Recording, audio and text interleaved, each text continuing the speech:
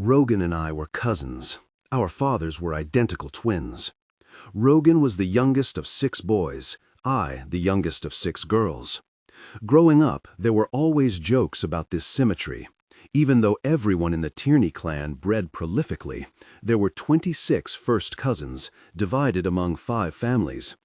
Still, only Rogan and I were ever called kissing cousins, despite the fact that our older brothers and sisters were also paired off, age-wise, as neatly as if our parents had timed their conjugal relations so that their children would all be born within a few days of each other, and Rogan and I actually on the same day. I arrived in the early morning, Rogan moments before midnight. Later, when we were adolescents, the facts of our birth, we always thought of it as our birth, conveniently fulfilled our need to find meaning in everything about ourselves. So Rogan was darkness, I was light. And over the years, the metaphor was extended to include just about every doomy literary reference you can imagine. Caliban and Ariel, Peter Pan and Wendy, Heathcliff and Cathy, Abelard and Heloise, Tristan and Isolde, Evnisian and Nisian. You get the idea. Ours had been a noted theatrical clan, a line of performers stretching back to Shakespeare's day. Our great-grandmother was the once famous actress Madeleine and Tierney. I was her namesake. Yeats was rumored to have written his poem The Last Stone of Carrowkeel for Madeleine, and our Aunt Kate claimed that the character of Caitlin Nemoraku in James Steffens's The Crock of Gold was inspired by her as well. But the family forsook the stage. Madeleine gave up acting when she married. Her children and grandchildren regarded the theater with a mixture of bemusement and condescension, fear and guilt, the same emotions stirred by the even rarer mention of sex. Only Aunt Kate dwelled on this abandonment with grim persistence. Like cutting down a tree in its prime, she'd tell Rogan and me, the only 2 who ever listened. Nothing good ever comes of that. Never, ever, ever. There were remnants of family history scattered throughout our homes at Arden Terrace.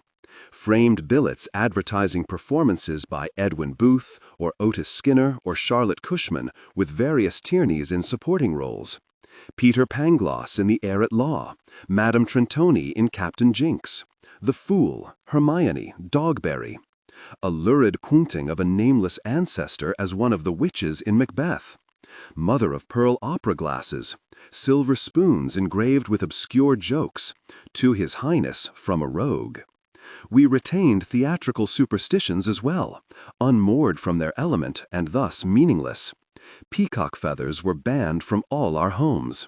It was considered lucky for a cat to sleep on one of our parochial school uniforms. In the carriage house where Madeleine once stored her tattered scripts, and where Aunt Kate now lived, a ghost light burned in an upper window, a 40-watt bulb in a floor lamp without a shade. Our attics were full of ruinous costumes, tattered moth's wings of burned velvet and lace that had been court gowns, crinolines reduced to hoops of whalebone, black satin discs that, when smacked upon a cousin's unsuspecting head, burgeoned into top hats. Ladies' gloves that still smelled like the ladies who had last worn them. Sinister puppets and jointed dolls used as models for the wardrobe mistress. Old photos of Fairhaven, the island in Maine where Madeleine had kept a summer home. But most of the photographs of Madeleine had ended up in Aunt Kate's house. Faded silver print and sepia images, water-damaged or foxed with mold. Still, you could see how striking she'd been, with large, very pale eyes that looked ghostly in black and white, a high forehead and thick dark hair, melancholy mouth, and the faintest constellation of freckles across her apple cheeks. She was piquant rather than pretty, yet there was also something unsettling in her looks, though maybe that was just the old-fashioned photography. All the pictures seemed slightly out of focus. And I could never imagine her eyes having a color. Were they blue, gray, green? They looked like ice. I couldn't imagine her ever crying. "Fay," said Aunt Kate whenever she mentioned her, a word I didn't understand, especially when she added, "You look like her, Maddy." Because I was ugly, really ugly. Everyone thought so. Crooked buck teeth and glasses, upturned nose, bad skin.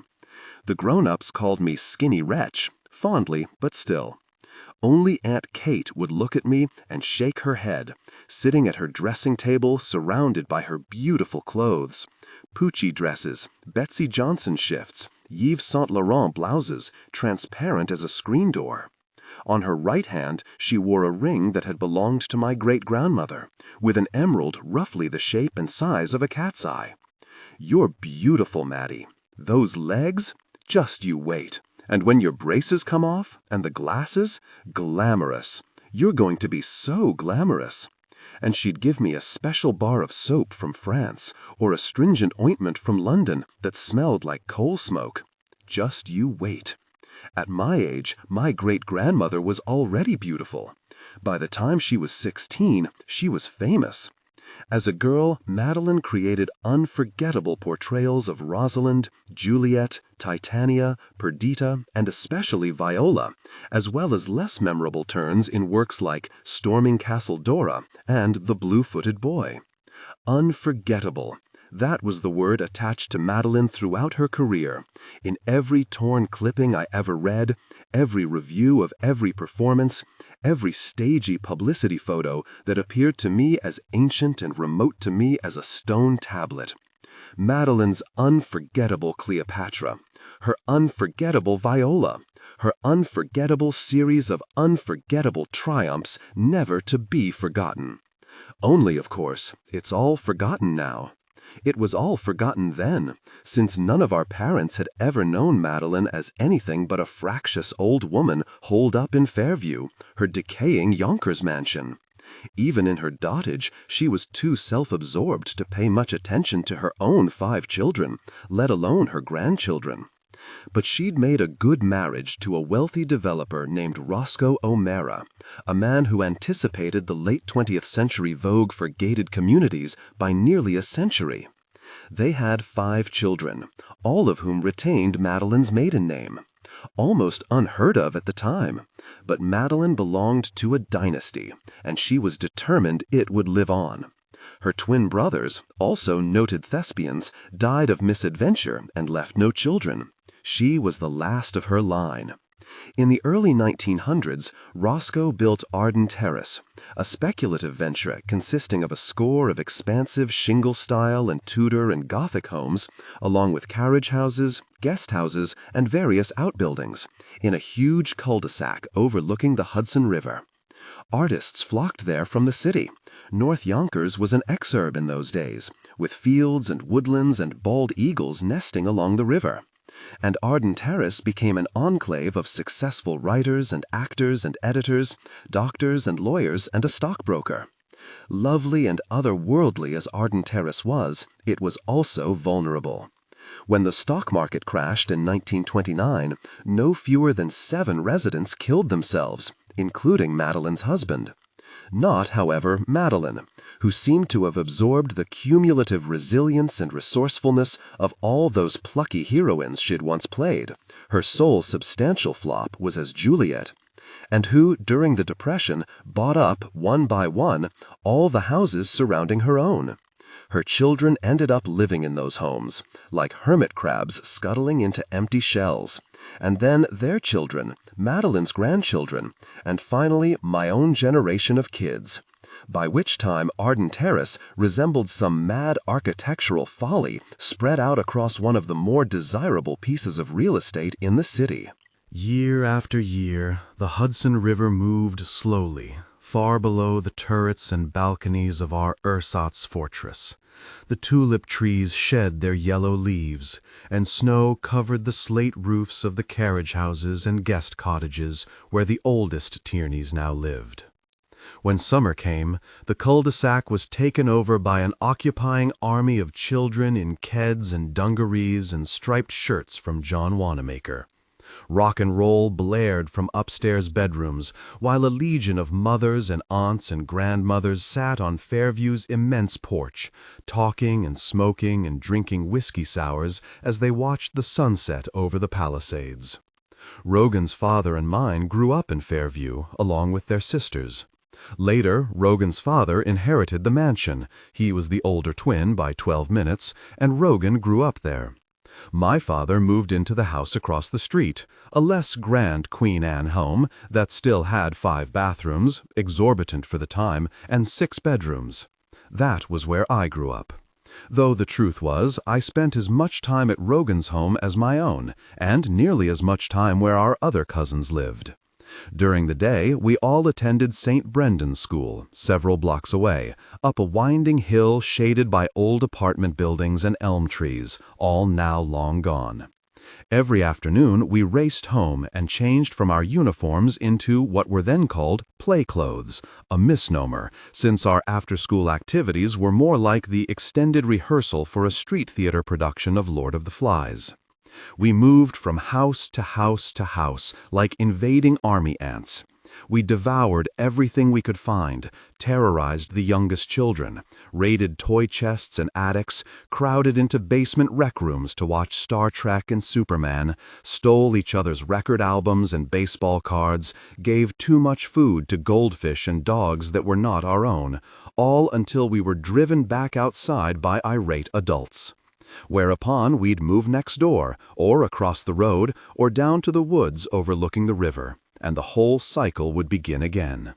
And Rogan? There was never a time when I did not know Rogan. We were the youngest in our generation of cousins. As the youngest girl, I wasn't coddled, mostly tolerated by my sisters and ignored by our parents. But as the youngest boy, Rogan was bullied and beaten and tormented, relentlessly, cruelly, almost absently. Why? I once demanded of Rogan's brother Michael. I jumped onto him from a first-floor balcony at my house when I saw him pounding Rogan on the lawn below. Michael grabbed me and tossed me onto the early spring grass as though I were a burr that had stuck to him, and not a gangly 14-year-old girl with glasses. Rogan ran off, his face crimson with tears. I stumbled to my feet and shouted at Michael, "Why can't you just leave him alone?" "What?" Michael looked at me, his blue eyes grave with astonishment. I might have asked him why we had to eat or drink or attend Mass on Sundays. Because he'd be spoiled. Spoiled. It was the worst thing you could be. Only children were spoiled, not that we knew any. Aunt Kate, who'd never married and who had kept her looks, along with a pied-à-terre in Greenwich Village, she was spoiled. Younger siblings by definition were spoiled, since in some obscure way they'd spoiled the paradise occupied by their older brothers and sisters, simply by being born. So it went without saying that Rogan and I were in danger of being the most spoiled of all. What made it worse was that Rogan had trouble at school. We were in the same class. He was smart but fidgety. The nuns would yell at him for daydreaming. He couldn't focus on homework. I helped him, reading books out loud, the two of us taking turns. Not just school books, but the books we read for fun. In 8th grade that year, we'd read Macbeth, and at home, Rogan and I did all the different parts. Rogan the men, me the women. And this, too, was considered some obscure betrayal by our brothers and sisters. Since our parents couldn't be trusted to do anything, it was up to our siblings and cousins to make sure we didn't end up flouncing along North Broadway in our underwear, disgracing the rest of the clan. I had my share of black eyes and bruises, but most of these came from defending Rogan. I can see now that much of what he endured was probably the result of rampant, if unspoken, homophobia in a large family of boys and the larger tribe of male cousins. Gays weren't invented yet, not in North Yonkers anyway. You were a guy, or you were a faggot. The irony, of course, was that Rogan wasn't gay. He was in love with me, as I was with him, and that was maybe the only thing worse than being gay. No one had ever heard of DNA back then, not in my family anyway, and our grasp of genetics was practically non-existent. But because our fathers were identical twins, their children had all been told, warned, that we were closer than the other cousins. More like stepchildren, said Aunt Dita. Half-brothers and sisters, my mother corrected her. Kissing cousins, said Aunt Roz. That would be the cue for everyone to cast a cold eye upon Rogan and me. Now I waited till Michael turned to look for his brother, then I darted up behind him and kicked him squarely in the back of the knee. Michael shouted in pain and crumpled to the grass, his arm lashing out to grab me. But I was already gone. I knew where Rogan was, beneath Fairview. A labyrinth of storerooms, root cellars, garden rooms, and disused workshops tunneled under my great-grandmother's house. Once they'd been tended by a small army of servants and gardeners. For the last 50 years, they'd pretty much fallen into decay. All the doors and stairways that led to the upper house had been boarded up. Now the only entrance was behind a thick curtain of wisteria that hung from the great porch above. You had to know where it was, a gap in the wooden trellis that peeled from the house like a scab from a wound. The wisteria looked beautiful, blade-shaped leaves and clusters of blossoms like grapes made of blue tissue. But the flowers smelled horribly, like rotting meat, and they drew clouds of green flies and bluebottles. Rogan wasn't afraid of the flies and wisteria. He wasn't afraid of anything, but I was. I took a deep breath and pinched my nose, closed my eyes, and shoved aside the moving tangle of leaves and ducked inside. Beneath the porch it was dim and cool and smelled of earth and old paint. A harlequin pattern of sunlight filtered through the trellis, pied with the shadows of leaves and vines. There were clay pots and rusted garden tools underfoot. Also large black beetles and yellow or blue-spotted salamanders that looked like lost toys. There were brown recluse spiders, too, which various elderly aunts claimed had caused the deaths of careless servants in an earlier day. Cave crickets, and, flanking the small raised doorway that led into a dark anteroom, a half-dozen plaster leprechauns that my grandfather had brought back from one of his yearly trips to Connemara. The leprechauns were the size of small children and painted in 2 bright colors: bottle-green jackets, scarlet caps, yellow belt buckles. Most of the paint had drawn from their faces, which gave them the eerie look of grave monuments. I was afraid of them, too. Rogan knew that, and so he waited, as always, squatting inside the doorway, with one hand already outstretched to pull me up beside him. I flapped my hand at the ground, scattering invisible bugs, then sat. "Thanks," said Rogan. He reached into a niche between 2 wallboards where we kept a candle in a blue glass holder and a box of matches, lit the candle, and set it back in the wall. The unsteady light washed over him, and I stared, as always, unembarrassed because we were alone, and it was dark, and it was Rogan. He was so beautiful. I never understood why it wasn't spoken, that he was the most beautiful boy you had ever seen. Or maybe it was only me who felt that. The Tierneys were all tall, and our hair was brown or fair or tawny, and we all had deep blue eyes. There hadn't been a Tierney with anything but blue eyes in 500 years, my father said. All of the Tierney boys were handsome, in a bluff, clean-shaven Hyannisport way, and most of the girls were pretty. Rogan looked like he'd fallen from a painting. He was tall like the rest of us, with long legs, long arms, square, sturdy hands.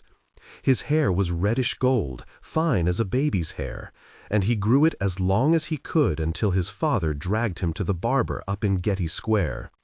He had high cheekbones in a feline face, not like a house cat's, more a cougar or lynx, something strong and furtive and quick.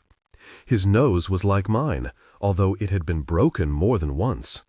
His mouth was wide and surprisingly delicate, the only thing about him that might have seemed girlish, until he smiled and showed narrow white teeth that were also like an animal's.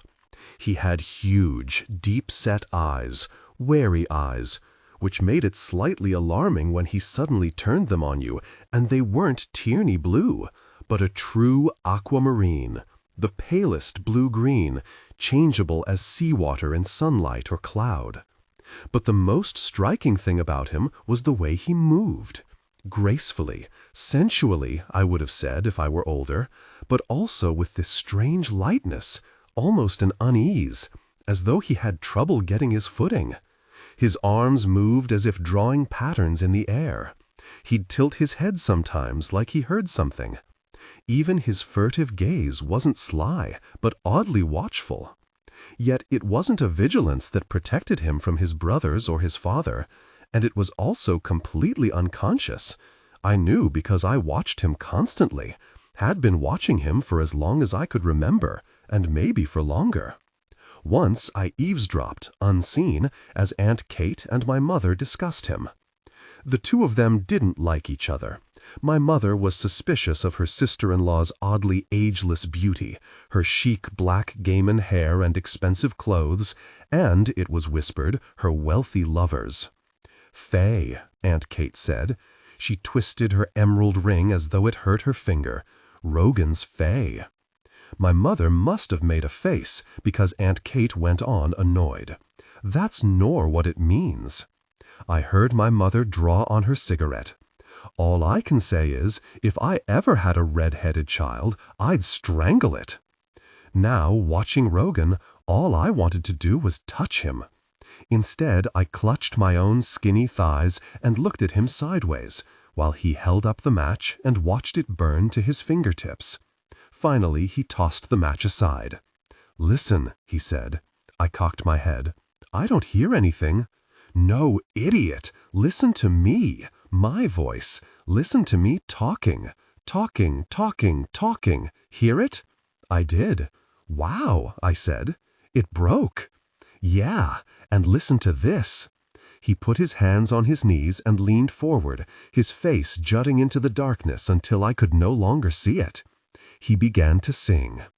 "When all beside a vigil keep, the West's asleep. The West's asleep."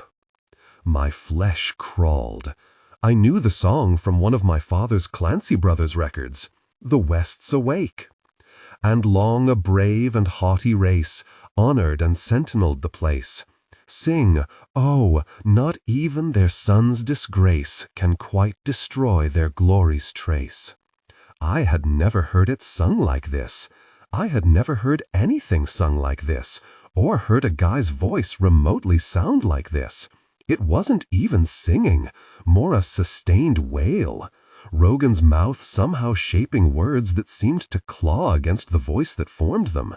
He was keening, in a tenor so pure and wild and primal that it didn't even sound like music. It was like being burned by a song. It was like hearing something die. But hark, a voice like thunder spake, "The West's awake! The West's awake!" His voice rose to a falsetto, then fell. It held the last notes for so long that I couldn't tell when they faded into an echo, until the echo itself dropped into silence, and Rogan sank back into the half-light beside me. Holy cow! I was crying. When had I started to cry? Not just my face wet, but my hands, my shirt, my jeans. "Rogan, I stopped." His chin was tucked against his chest, his hands clutching his head as he rocked back and forth, mouth bared in a grimace as he moaned something over and over again, words I couldn't understand. I didn't even know if they were words. He looked ghastly, unearthly, like a picture I had once seen of a body trapped in a lava flow. I stared, too terrified to move, until he turned toward me and I saw his eyes, his own face streaked with tears. And suddenly I understood what he was saying. "I made that! I made that! I made that!" I grabbed him, hugging him to my skinny chest as we both began to laugh hysterically. "That was me!" he almost shrieked, and I covered his mouth with my hand, still laughing. "That was me!" "Shut up, Rogan, shh!" He bit my finger. I yelped and snatched my hand back, then fell on him. He held me so hard I punched him. "You're choking me!" He relaxed his hold. I rubbed my face against his shirt to dry my tears, then pressed my fist against his chest. His heart pounded so hard it was like another fist hammered inside him, and I splayed my fingers, imagining I could hold it, like a baseball or a stone.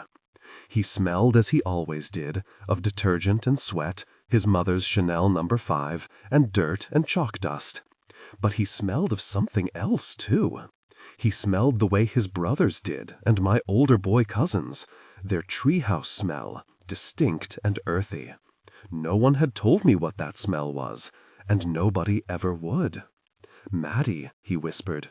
He ran his finger along my chapped lips, then lightly tapped the wires of my braces. I took off my glasses as he tilted his head and brought his mouth close, rubbing his lips across mine. His breath was warm and sour. I stroked his hair, tentatively, drew my hand down to cup his ear, then touched his cheek, the line of his jaw.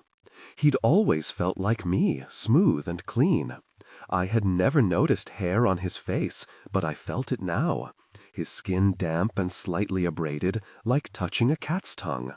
He angled himself so that he was on top of me, and gently pushed me down, so that we were lying face to face. We stayed like that for a long time, connecting deeply. Finally he stirred and touched my face. "Where are your glasses?" We sat up. The candle had burned out. The dark underground room felt warmer than it had earlier, and it no longer smelled like dirt and earthworms. It smelled like Rogan. "It will all be different now," he said, his tone absent, as though reciting something he only half remembered. "Will you help me with that stuff for math?" "Sure," I said, and scrambled after him to head back outside. Rogan was right. It was different. Not all at once, and not immediately. But the world changed. Everything about us changed. Everything about me, certainly. The school year ended. It was the summer before high school. Early in July, my braces came off. After that, I refused to get my hair cut in the ghastly pixie cut I'd had since I was 2 years old. The stuff Aunt Kate gave me for my skin began to work. My face cleared up, and I started to wean myself from my glasses, using them only to read or when my parents were around. The rest of the time I kept them in an ugly orange case in my pocket, until the day that I forgot the case in my room. "Maddy," my mother frowned when she saw me at breakfast. "Where are your glasses? You didn't lose them?" I took a deep breath. I don't need them anymore. My mother made the face she made at dinner when someone said they weren't hungry. "I really don't," I said quickly. "I can read fine. Aunt Kate said you should take me to see Dr. Gordon, and he'll tell you." Aunt Kate, my mother glowered. But she did take me to see Dr. Gordon. And it was true. Dr. Gordon said I didn't need my glasses. Someday we'll have, when I was older, but for now, as long as I didn't get headaches, I could do without them. "Hooray!" said Rogan. He had grown 2 more inches and was now a full head taller than me. "You look a lot better." Aunt Kate regarded me more measuringly. "I'll take you to my salon." She rubbed the ends of my hair between her fingers and grimaced. "Elaine will know what to do about this." The next time she went into the city, I went with her. My hair was trimmed, not cut, by Elaine, a man who wore 1 chandelier earring and motorcycle boots. "Beautiful eyes," he said. He glanced at my aunt in the mirror. "How old?" "She'll be 15 in October." "Oh." He smiled at me and arched his eyebrows rakishly. "You're in high school." "In the fall," I said. He nodded, bending to snip my bangs. "Boyfriend?" I looked up to see Aunt Kate staring back at me from the mirror, the blue Tierney eyes brilliant and faintly threatening in that elegant, ageless face. "No," she said. When Elaine was finished, Aunt Kate paid him, then took me to lunch at O'Neill's Balloon. "Good," she said. She watched approvingly as I ate my hot fudge sundae. "This will grow out nicely, Maddy. You look very glamorous." Rogan had changed as well. He wasn't just taller, his voice had grown too. At night, I'd listen as he stepped onto the tiny balcony outside his room and sang Wild Horses in that eerie, keening tenor. When he stopped, we'd double over laughing as all the Tierney dogs began to howl, followed by a chorus of angry grown-ups yelling at them to shut up. In July, Rogan joined the choir at St. Brendan's.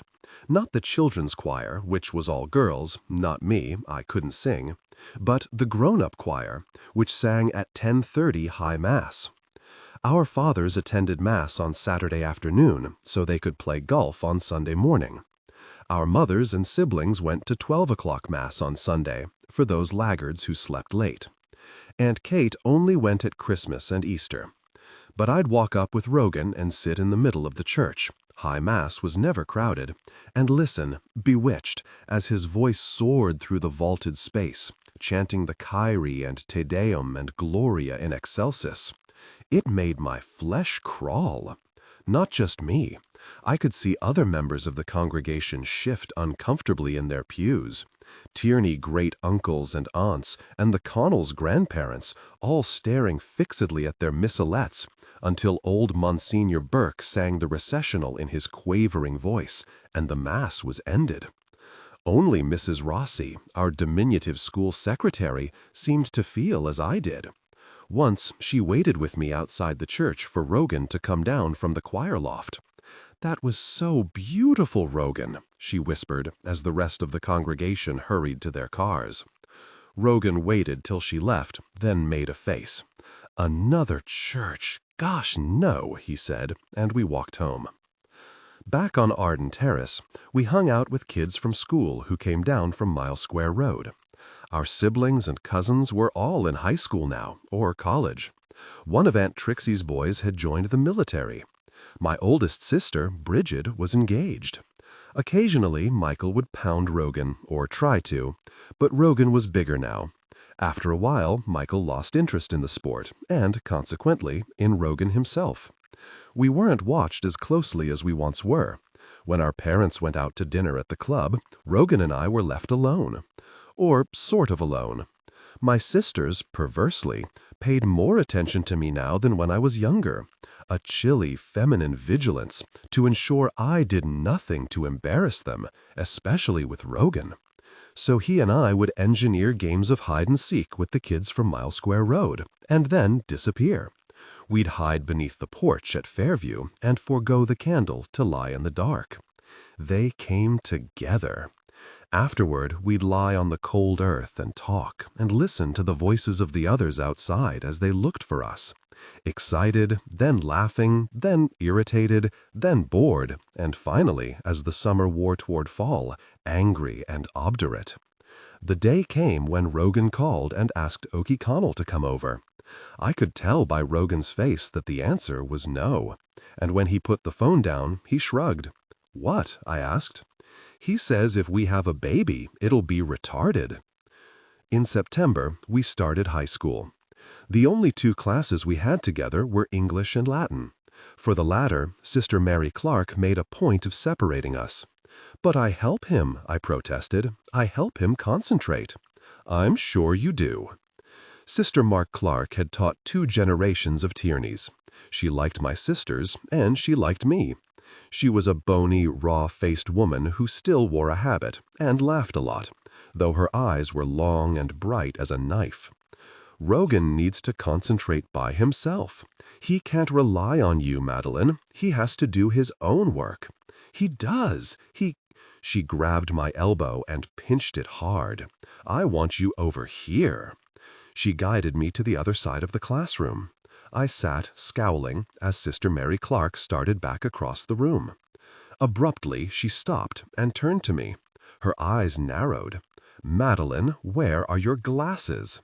I stared back. "I don't need them anymore." She looked at me, then at Rogan watching me from the other side of the room. He flushed, and her gaze hardened. "Do not peer too close," she said, deliberately misquoting Pindar. "Everyone, get out yesterday's homework." A few weeks later, we were walking home from school. It was the end of September, a Friday afternoon. Rogan wore a battered fatigue coat over his uniform. I wore his brown corduroy jacket, too big for me. Several other kids from school walked near us. Their voices dropped as they passed. Okie Connell said something I couldn't hear, and the others laughed. "I quit the choir," Rogan said, as we started down the hill toward Arden Terrace, walking along the curb so we could kick through drifts of leaves. "How come?" "Old Mrs. Connell complained." He shook his head, his red gold hair spilling to his collar. "She said my singing distracted her."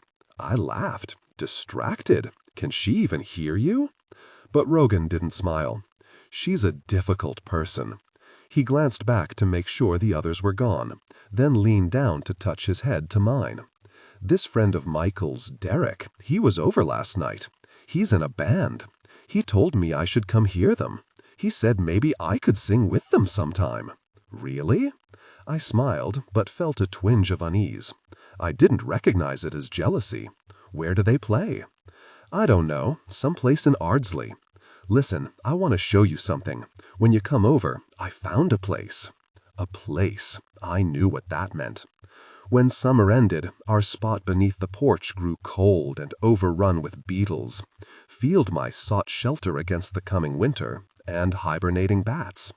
The aisle is sinking into the ice, I'd warned Rogan as we lay there in the chilly dark. We must seek safe harbor, or drown. There is no safe harbor, he'd said, and kissed me till I couldn't breathe.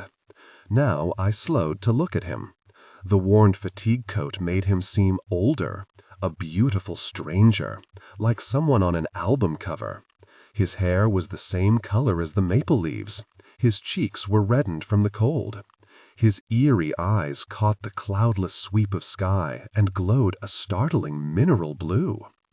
"Is it a good place?" I asked. Rogan grinned. "It's a great place. Wait till you see it." When we reached Arden Terrace, I went home and changed. My sisters were out. My mother had taken a job in the women's department at Wanamaker's and wouldn't be home till dinner time. I grabbed my Latin text and went across the street to Rogan's house to pretend to do homework.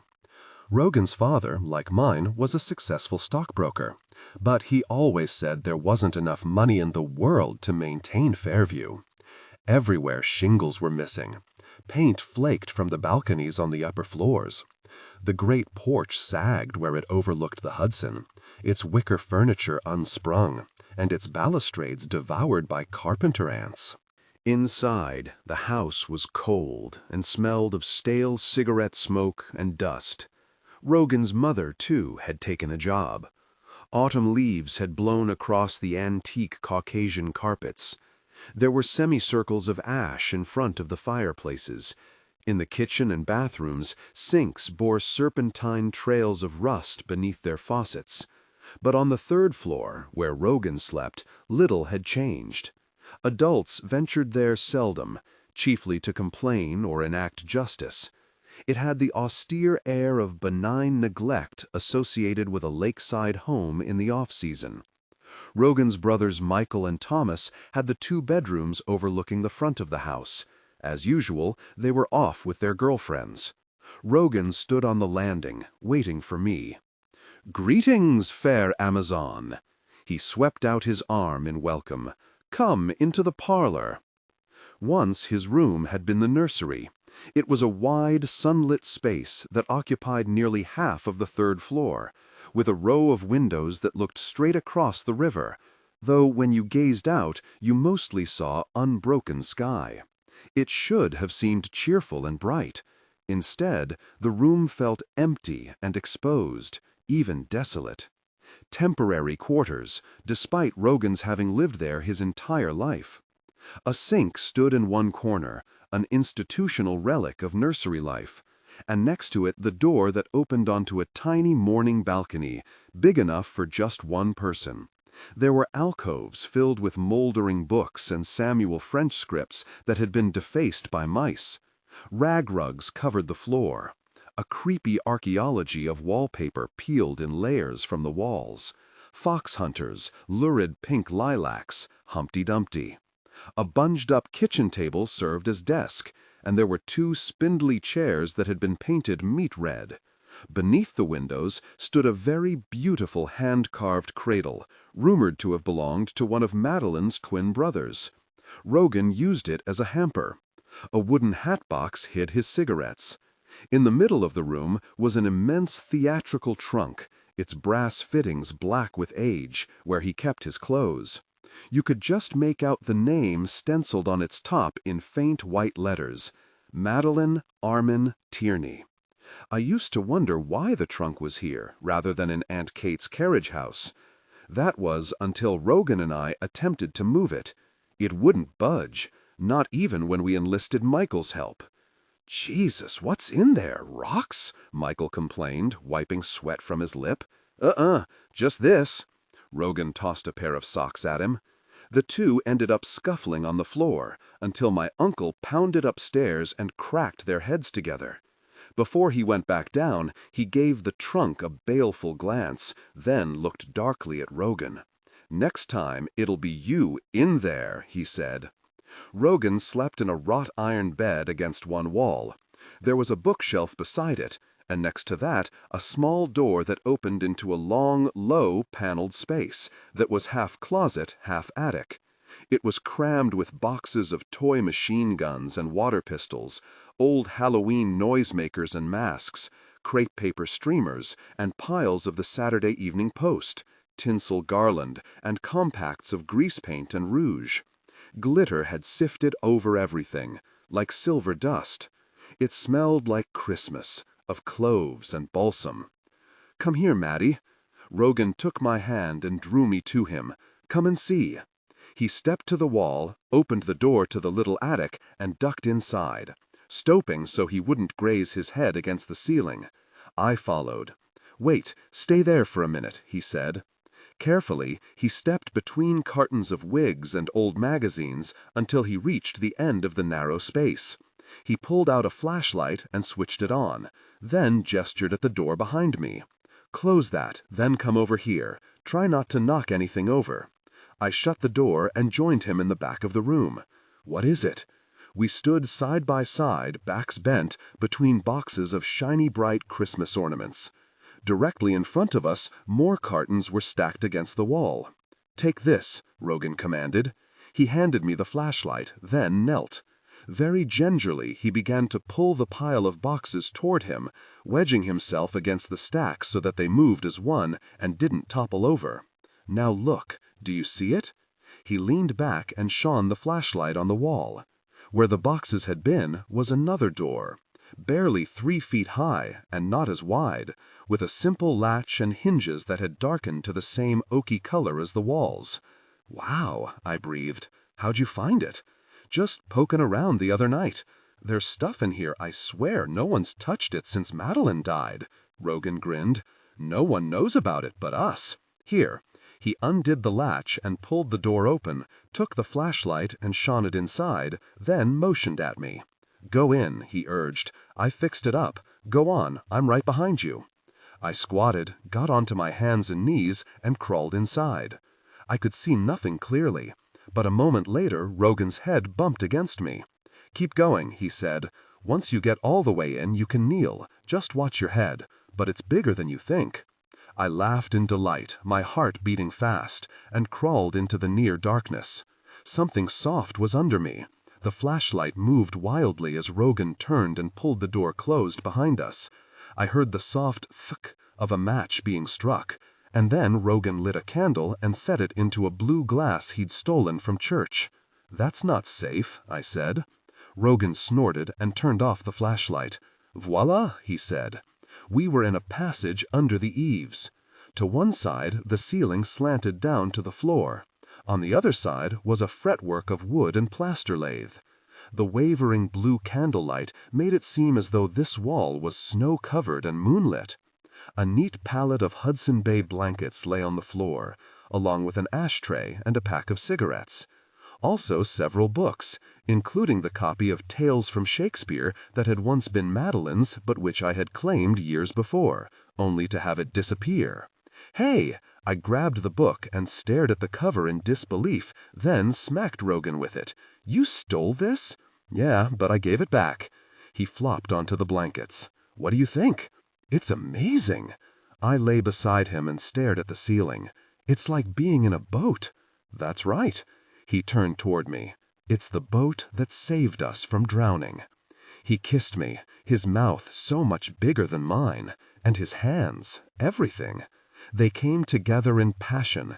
The space around us was another, warmer skin, its scent of closeness and sweat, cut with the chalky scent of plaster and that intense, oddly evanescent balsam smell.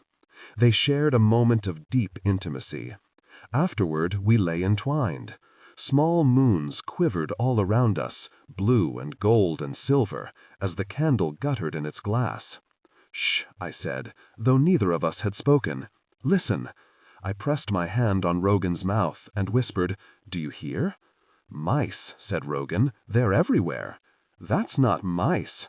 From behind the wall came a faint tapping, not scrabbling or scratching, more rhythmic. I sat up, my sweat cooling, and cocked my head. It's there. I touched the wall with the flat of my hand, warily, as though it might burn me. Can't you hear it? It sounded like drumming fingernails. Or sleet, if sleet could fall inside a house. Yet the sky had been cloudless. Rogan yawned. "It's mice, Maddy." The thought of mice made my bare flesh prickle. I snatched up my flannel shirt and started to pull it on. "Hey!" Rogan tugged my sleeve. "Don't do that. I was looking. I'm cold. Well, not cold, but I don't want mice crawling on me. How about this?" He pulled me toward him. I smacked him, not hard, and pretended to struggle. He pinned me to the floor. I kicked at the blankets as he laughed and tickled me. "Rogan, don't!" I kicked again. My aim went wild and my foot connected with the wall. I felt the wood buckle. Then, alarmingly, the wall pushed back. Gosh! With all my strength, I pushed Rogan away. Look! I broke something. One of the wood panels had come loose and fallen onto the blankets, leaving a gap as wide as my hand. I nudged the board with my foot, then froze. From inside the wall, light glimmered.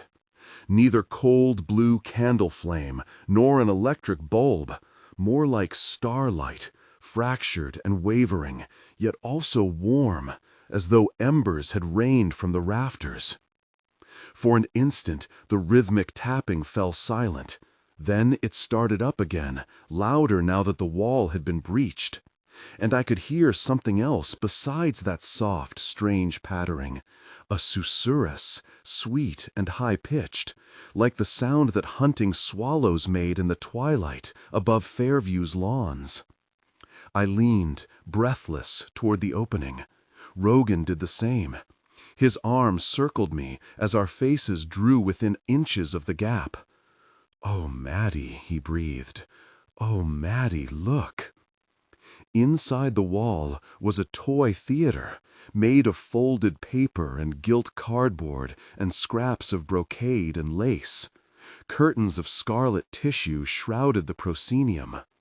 The stage floor was mottled yellow and green, as though to suggest a field starred with flowers. Thumbnail-sized masks of comedy and tragedy hung from the proscenium arch, beneath a frieze of muses that looked as though it had been painted with a single hair. Columns no bigger than a pencil rose to either side, and a dizzyingly intricate arrangement of trompe-l'oeil cutouts and folded paper walls and arches made it seem as though the stage receded endlessly into topiary gardens and ruined statuary, a fallen tower and snow-peaked mountains, and, most distant of all, a beach of golden sand with a ruined ship silhouetted against a wintry sun. A row of tiny footlights burned at the edge of the apron, each light the size of a glowing match head, and there were loops of colored string that hung from the flies, so the curtains could be raised and flats or scrims lowered. There was even an orchestra pit, but no orchestra, no actors or stage manager or director, and no audience, save for Rogan and me. We craned our necks, trying to see it all.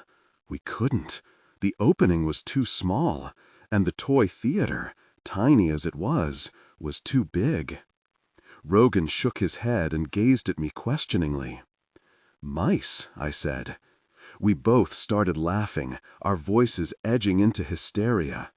Rogan finally drew a shuddering breath and wiped his eyes. "How the hell did they get that in there?" "Jesus, I have no idea." I rubbed my neck. "Who put it there? That's what I want to know." "Maybe they just stuck it inside, or, built it in pieces, then assembled it." I gave him a dubious look. "How?" "I don't know. How do they put ships in bottles? Maybe it was like that." We both turned and peered back inside. The eerie rustling and tapping continued unabated, though nothing moved save the shadows cast by the diminutive footlights. "There's lights in there," I said flatly. "Those little lights? How come it doesn't burn down? Who lit them?" Abruptly, I felt sick. Rogan grew pale. He bit his lip, then reached to thrust his hand through the opening. "Don't!" I stopped him, gasping, and shook my head. "Don't!" "Why not?" demanded Rogan. But he sat up, crossed his arms, and stared at me. I don't know what it is, but—" I grabbed the fallen board and started to angle it back into place, then hesitated. Without looking at each other, we lowered our heads once more. It was all still there. The picture-frame proscenium and paint-spattered floor, gilt and cardboard mountains and tissue curtains, and rows of paper columns stretching to an impossible distance beneath an impossible sunrise. For a long time we gazed at it, our cheeks touching, until finally I drew away. We should go. I felt a sudden pang. If someone found it. We looked at each other, our hair tangled, Rogan still shirtless. He nodded. Silently I replaced the panel, making certain we could remove it next time. Rogan blew out the candle and switched on his flashlight. We dressed, I grabbed my copy of Tales from Shakespeare, and we crept into the attic storeroom. I helped Rogan move the stacked boxes back into place against the wall, then followed him into his bedroom. We didn't talk about what we had seen. I felt exalted, but also subdued, near tears. Rogan went to the window and stared at the sky, twilight now, the sun a red disk above the Palisades, and a shimmering strand of lights poised between the hill where Fairview stood and the nebulous glow of Manhattan 10 miles downriver. "It looks so far away," he said at last. I crossed to stand beside him. "It's not, really." For a few minutes we remained there, watching, until the sun disappeared behind the cliffs and the sky darkened to indigo. From a room below, a television droned. I could smell roasting chicken and hear Michael talking on the phone. Rogan looked at me and smiled ruefully. "Latin?" he asked. We got our textbooks and went downstairs. I stayed for dinner that night. Michael was there. He was a high school senior that fall, and Thomas, who commuted to his first year at Fordham, and Aunt Pat, who'd arrived home from her job at Gimbel's to get the chicken and potatoes in the oven. She was slight and briskly cheerful, her fair hair streaked with gray, her skin taut and lined from smoking. "Your mom says you're doing well with all your classes," she said as she handed me the string beans. "Yeah, pretty well, I guess." "Not like Knucklehead here."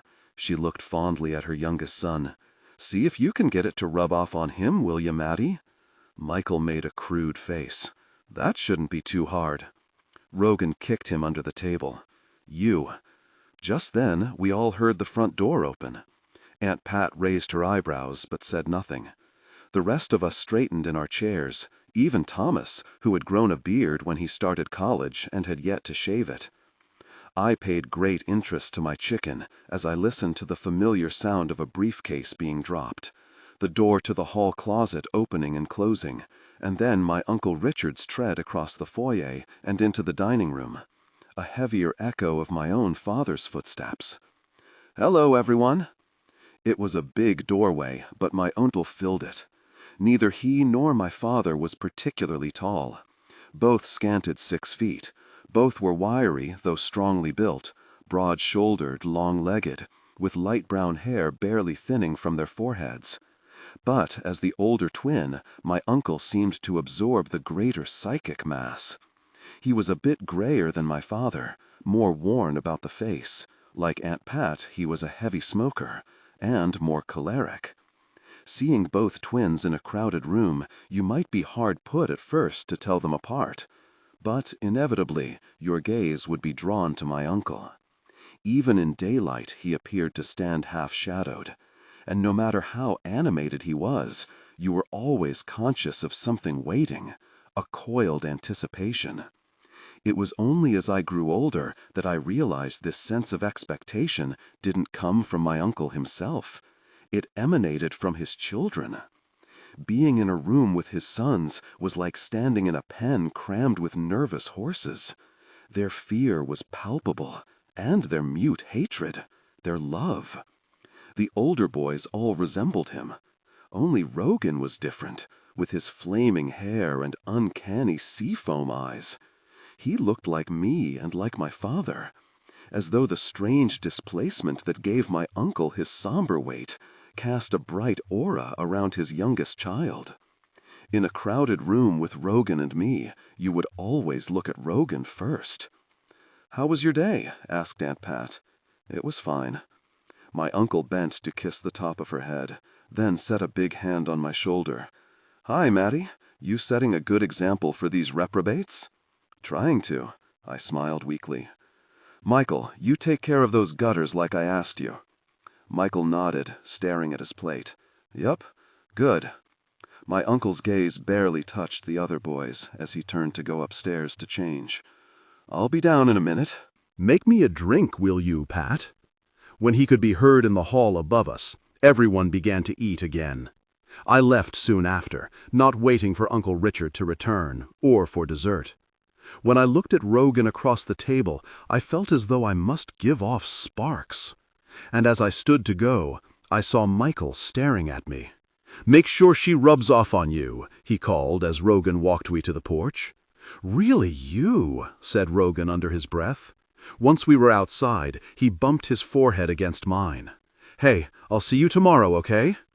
"Okay," I said. "That was amazing. Up there." I tilted my head toward the upper stories. Rogan grinned. It was incredible. He looked the way he did on Christmas morning.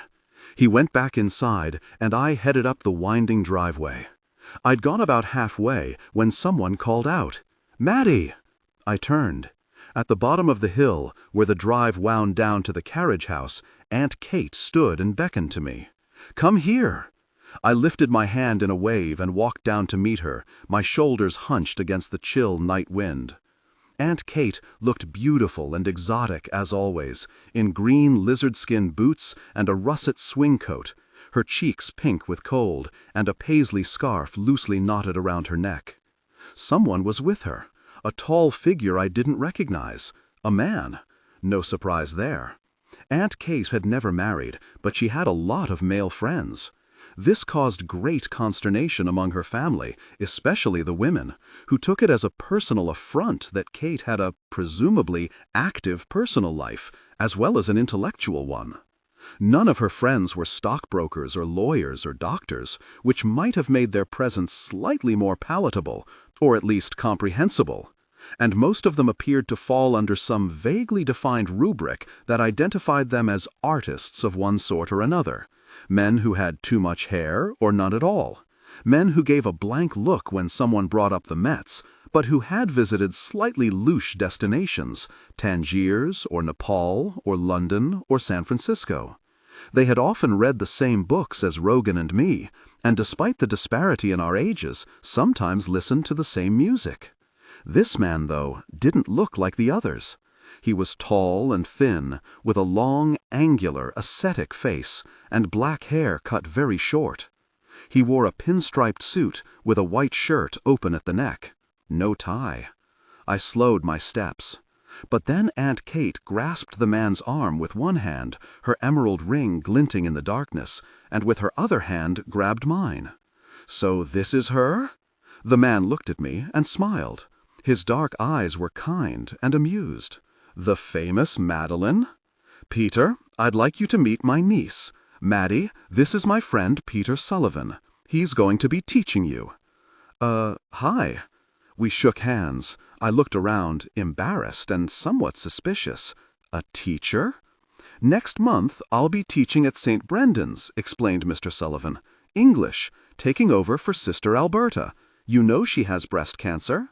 I shook my head, as disconcerted by the realization that nuns could get cancer as that I had just heard a man utter the word breast.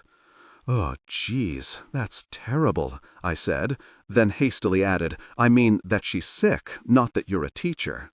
"Madeleine is extremely talented," said Aunt Kate. I blushed, though I was pleased. I was accustomed to hearing my parents say those words in the same tone they used to describe Ookie Connell. He's a little slow.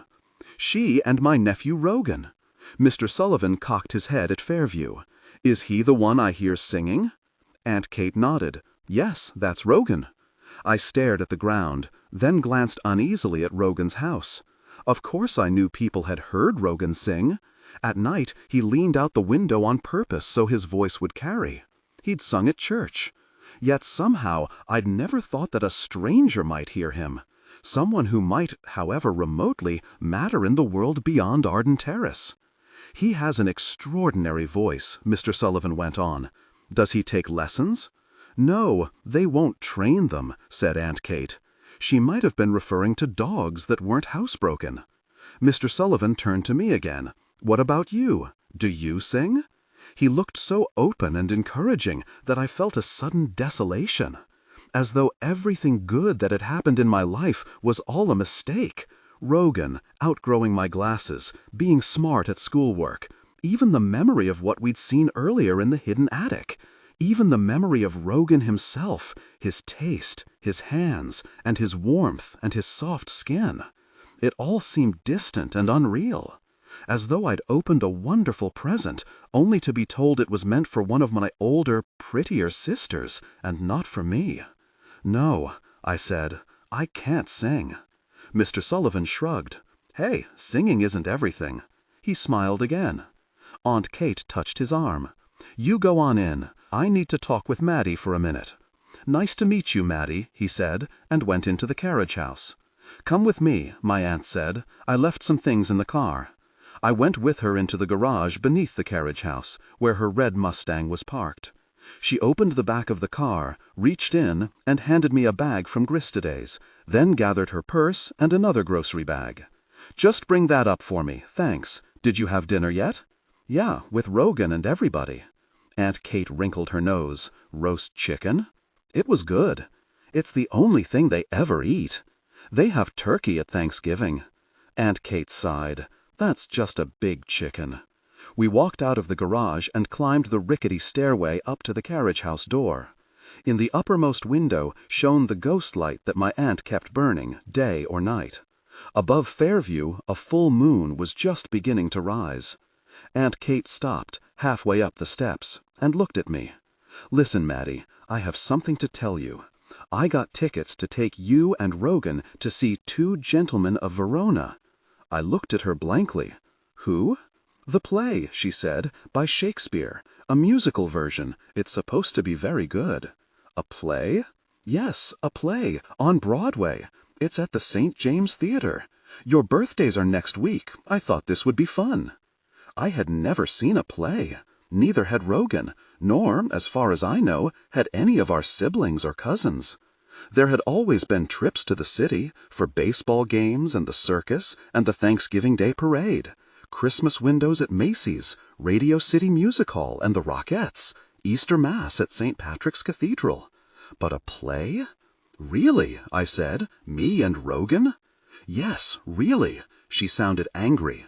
"And I haven't told your parents yet, so don't mention it until I've had the chance." "I won't, I swear. Really." I shook my head, then laughed. "I can't believe it." "Neither can I." She turned once more, her boots clattering up the stairs. At the top she stopped again. In the brilliant moonlight, her face looked drawn, even gaunt. There were glints of silver at the roots of her sleek black hair. The beringed hands holding the Gristaday's bag were crisscrossed with blue veins, and beneath the skin the bones of her fingers looked claw-like. I had never before thought about how old she was, or even how she was related to me. She was a Tierney by birth, but she wasn't my father's sister, and she had never seemed old enough to be a great-aunt, like Aunt Margaret or Aunt Bella.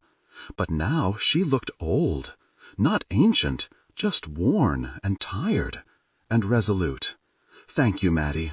She set her bag down outside the door, then reached for mine. "We have tickets for next Friday. I'll talk to everyone over the weekend." "What if they say no?" "I'll kidnap you." She smiled. "But they won't. Just don't make a big deal, all right?" They're the ones who make a big deal. I kicked at a step and looked back at Fairview. Why? Why is it such a big, very deal? Why do they even care? Aunt Kate hesitated. They don't care, she finally said. You know why? Because they have no talent. None of them. None of Madeleine's children. Or, well, maybe they did, and she was just so vain and selfish she never encouraged any of them. She was insufferable. And once she stopped acting, all she cared about money. After Roscoe died, during the Depression, all she did was buy up real estate. Like it mattered. She gestured fiercely at Madeleine's mansion, as though any of this mattered. This stuff? But that was all her children cared about. And when their children were born, your father and Richard and the rest, their parents never encouraged them either. Rogan's father, Richard, he had a beautiful voice. Did you know that? I blinked in surprise. No? Of course not. Aunt Kate laughed bitterly. How would you? He never sang. It died on the vine. All those children, all those cousins, just like you and all your cousins, Maddy. And there was Richard, with this voice. I used to listen to him. He'd sing when he was in the bathroom. It was the only place anyone was ever alone. Where or when? She rubbed her eyes. He never knew I was there. And after a little while, I never heard him sing again. Did they do something to him? No, of course not. She shrugged dismissively. But talent, if you don't encourage it, if you don't train it, it dies. It might run wild for a little while, but it will never mean anything. Like a wild horse. If you don't tame it and teach it to run on a track, to pace itself and bear a rider, it doesn't matter how fast it is. It's useless. And this family? She crossed her arms and stared at Fairview. They have no use for useless. If you can't make money, forget it. But actors make money. Madeleine was famous. People on Broadway, they make money. That's not what your father or your uncle would call money, Maddy. Chump chain. But it's not the money that matters. They lost faith. Madeleine lost faith. And so the rest of them never had any.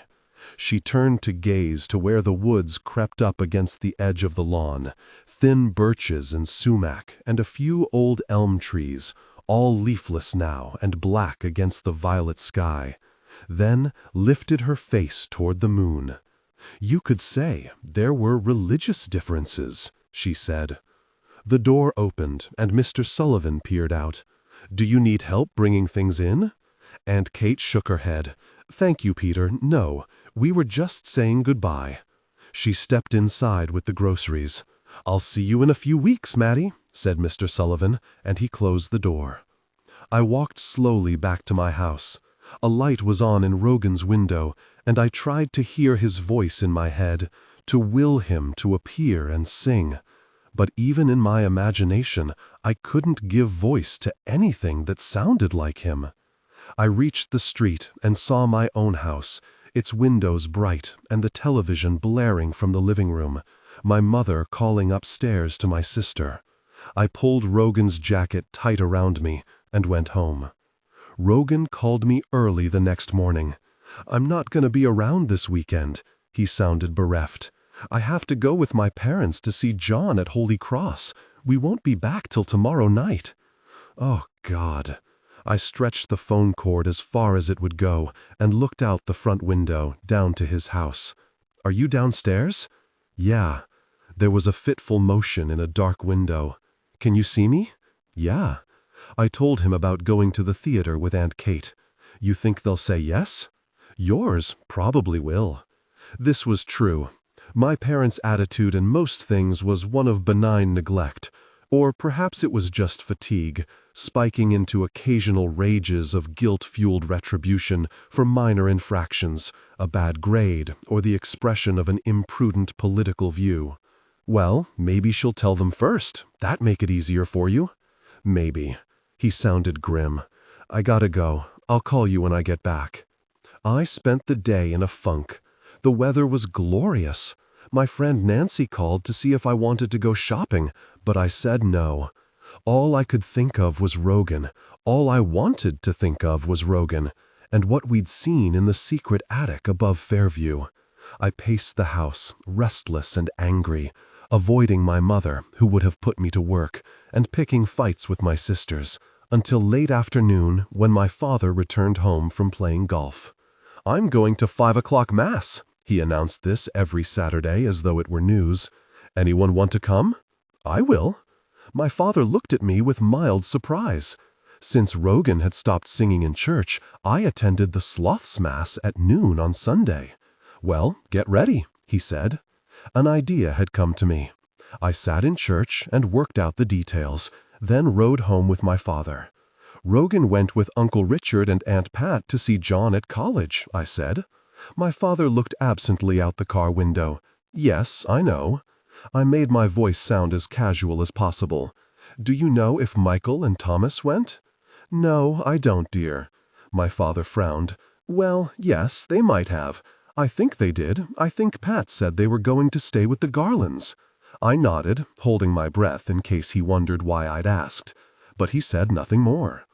Early Sunday morning, my father went to play golf again.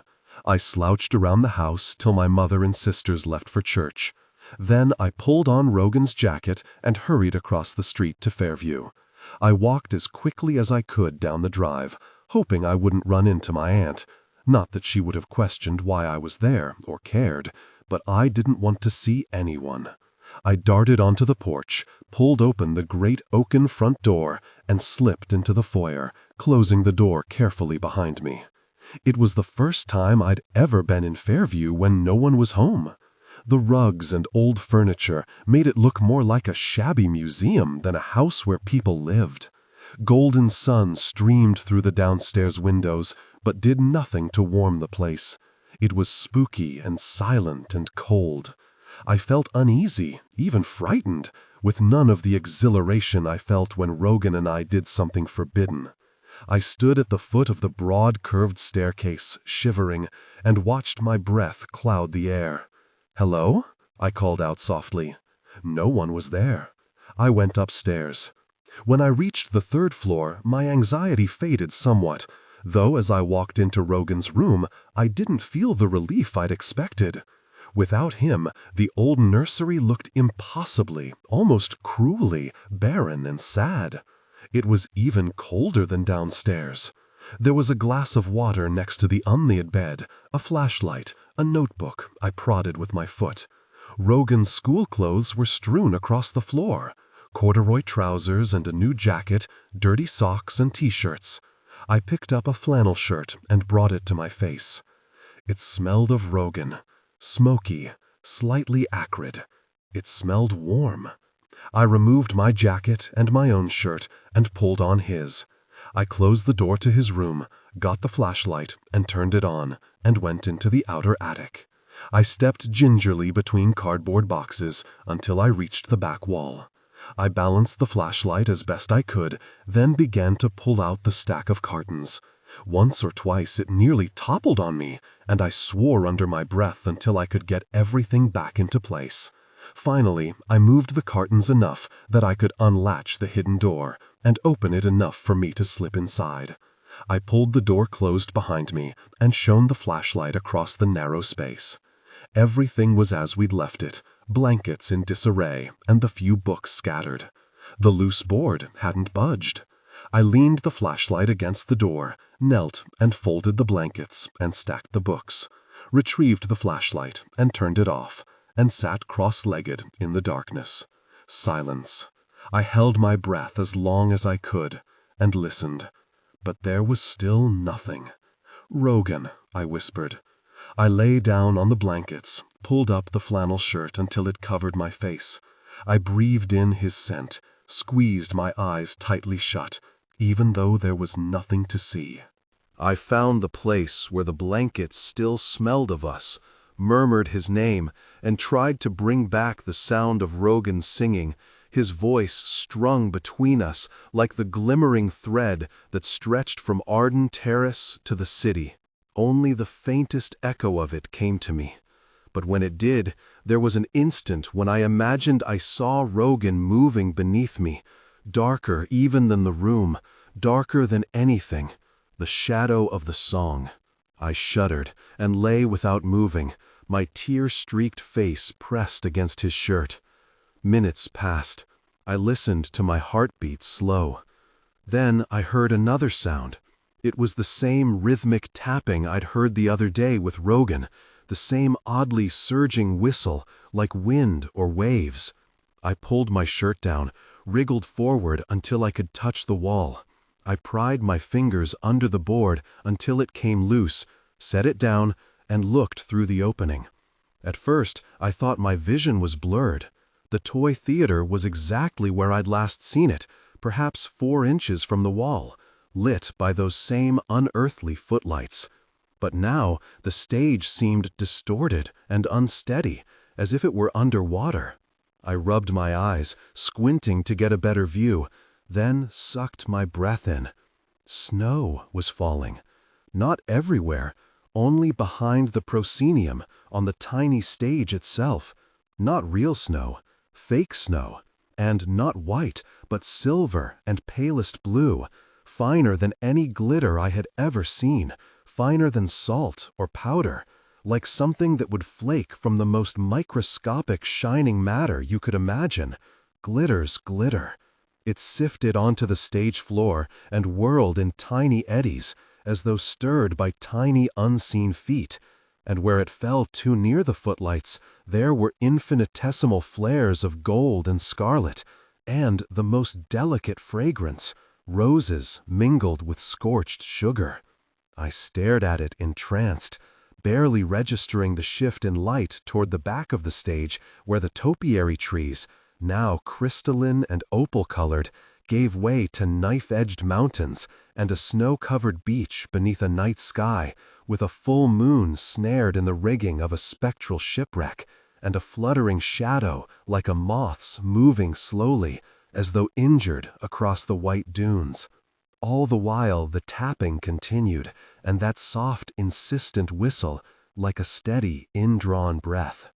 Without thinking, I lifted my hand and extended it through the gap in the wall.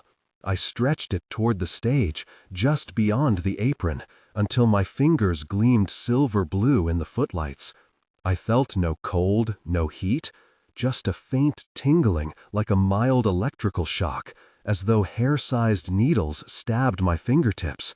I waited to see if anything changed, if something noticed my intrusion. Nothing did. The fake snow fell and drifted and whirled. The weird noises didn't stop.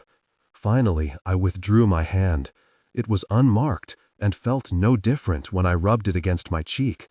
But suddenly, I felt scared that I didn't feel anything, that something so strange and inexplicable could leave no lasting mark, no trace that I had encountered it at all. Not a scratch, not a shift in body temperature, nothing but a fleeting memory of sound and light and motion. I shoved the board back into place, then scrambled in the dark for the flashlight. I stumbled back into the outer attic, knocked over a carton, and sat, heart hammering, as I listened for a shout of discovery from below. But the house remained empty. I lurched from the attic into Rogan's room and blinked, shocked to see that it was still daylight. The alarm clock read 1:05. I tore off his flannel shirt and flung it onto the floor, pulled my own shirt back on, and grabbed my jacket and fled downstairs. I ran into no one in the house, no one outside, and no one when I got back to my house. "Your Aunt Kate wants to take you to see a show," my mother announced at dinner that night. I feigned surprise. "A show?" She nodded. "A Broadway show. Something by Shakespeare. The Merchant of Venice, I think." I caught myself before I corrected her. "Can I go?" "I don't see why not. It's for your birthday, and it's Friday, so it's not a school night. She wanted to take Rogan too, I think. Hal, is it all right with you?" She looked at my father. He swallowed his mouthful of baked potato, then said, "Yes, Kate mentioned it. She said she'd take you to dinner at Rossoff's beforehand." I said, "That'll be fun." "Make sure you wear something nice," said my mother. I didn't get a chance to talk to Rogan until the following afternoon. It was our 15th birthday, but we'd already decided not to make a big deal out of it. Nobody else was, except for Aunt Kate. He was waiting for me in the school parking yard. "Wait till you see what I got," he said, as we walked down the hill toward Arden Terrace. "Unfreaking believable. In-freaking credible." "What?" "John gave me his old sound system. He has a new roommate this year, this guy Jeff. He's got an amazing stereo, so John said I could have his." "For your birthday?" "Nah, he didn't even remember that till I told him. But isn't that cool?" I smiled. "It's great. And dig this. This guy Jeff, he gave me a bunch of albums. I listened to some last night. It's wild stuff, Maddy." He swayed back and forth, singing snatches of a song I didn't recognize. He laughed. "Man, I am so psyched." We reached the bottom of the hill and turned down the road that led to Arden Terrace. Acorns rolled underfoot, hidden by the yellow leaves banked against the curb. Rogan grabbed a handful and tossed them across the road. "Did Aunt Kate talk to your parents?" I said. "Not yet." "Maybe she did today." "Maybe," he said, unconcerned. We reached Fairview. I still hadn't told him about sneaking into the attic the day before. Upstairs, Rogan kicked at the door to Michael's room to make sure no one was inside. "Come here," said Rogan, and pulled me to him. We kissed in the hallway, then went into Rogan's room and closed the door. "Check this out, Maddy." The turntable sat on the floor by the wall. Rogan began sorting through a small pile of records beside it. "Here," he said. He put the record on the turntable and handed me the sleeve. It showed a cartoon of a subway entrance with pink smoke welling up from the black tunnel. "What?" Rogan put his hand over my mouth. "Shh, listen." He played me 2 songs about a girl named Jane. "That's us, Maddy," he said when the songs were over. "Our lives were saved by rock and roll." I gave him a funny look. "That's more like your life. I can't sing." "It's both of us." He grabbed my arm and dragged me toward the attic door. "Come on, mad girl." Afterward, we lay side by side in the dark. Rogan pried the board loose, and we gazed at the glimmering stage, our own tiny cosmos. There was no snow this time. Wherever the stage was, whatever it was supposed to represent, it seemed to be the middle of the night. The footlights cast a flickering cobalt glow across the stage. I told Rogan what I had seen the day before. Snow, a full moon. "Do you think there's anyone there?" he wondered, and stroked my back. "That we can't see?" "I don't know." I touched my fingers to his lips, then kissed him. I was afraid to guess at what might be there beyond the tiny stage, afraid to give a name to what we saw there, just as I couldn't give a name to what I felt for my cousin. Magic, love, endless longing, a face you'd known since childhood, since birth almost, a body that moved as though it were your own. These were things you never spoke of, things you never hoped for, things you could never admit to, things you'd die for and die of. "Rogan," I whispered. "What?" He turned to me, and his eyes gleamed peacock blue in the footlights. "Maddy, why are you crying?" "Nothing, Rogan." He put his arms around me, and I trembled. "Just you." Rogan's parents didn't make a big deal over him going to the play. "They didn't care," he said a few days later. "They're going out Friday anyway." All they said was, "Don't get lost in the city." Maybe because it's Aunt Kate? Or Shakespeare? Yeah, maybe. He sounded unconvinced. After school on Friday, we changed for the theater. I wore a long granny skirt and embroidered blouse and a macrame vest and my new fry boots. Rogan put on a clean flannel shirt and a different corduroy jacket than the one he'd worn to school that day. We walked together from Fairview down the drive to Aunt Kate's house. It felt different, the two of us together in the waning daylight, wearing what passed for nice clothes, with a common destination and our parents' approval.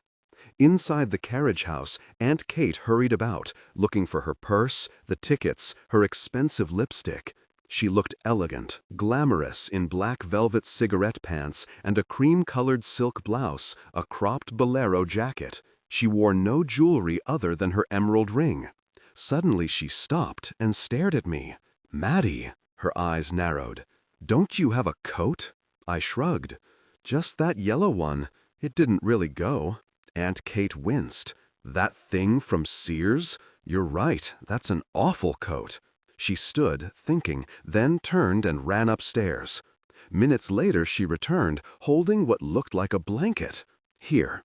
She opened the door, walked out onto the top of the stairs, and shook the blanket vigorously. "This has been in storage all these years. I just had it dry cleaned this summer. See if it fits." She stepped back inside and handed it to me. Not a blanket, but a long cape of royal blue velvet lined with white satin, with 3 gold buttons at the top to fasten it. "That was your great-grandmother's opera cape," Aunt Kate said as I pulled it on. "Madeleine used to wear it after every performance. Wait." She adjusted it over my shoulders, then buttoned it. "Those are real gold. Wow, Maddy, it fits. It looks great. Utterly glamorous. Go look at yourself," she urged. I walked into the living room and stood before the big old mirror there. Someone else stared back. Me, but not me.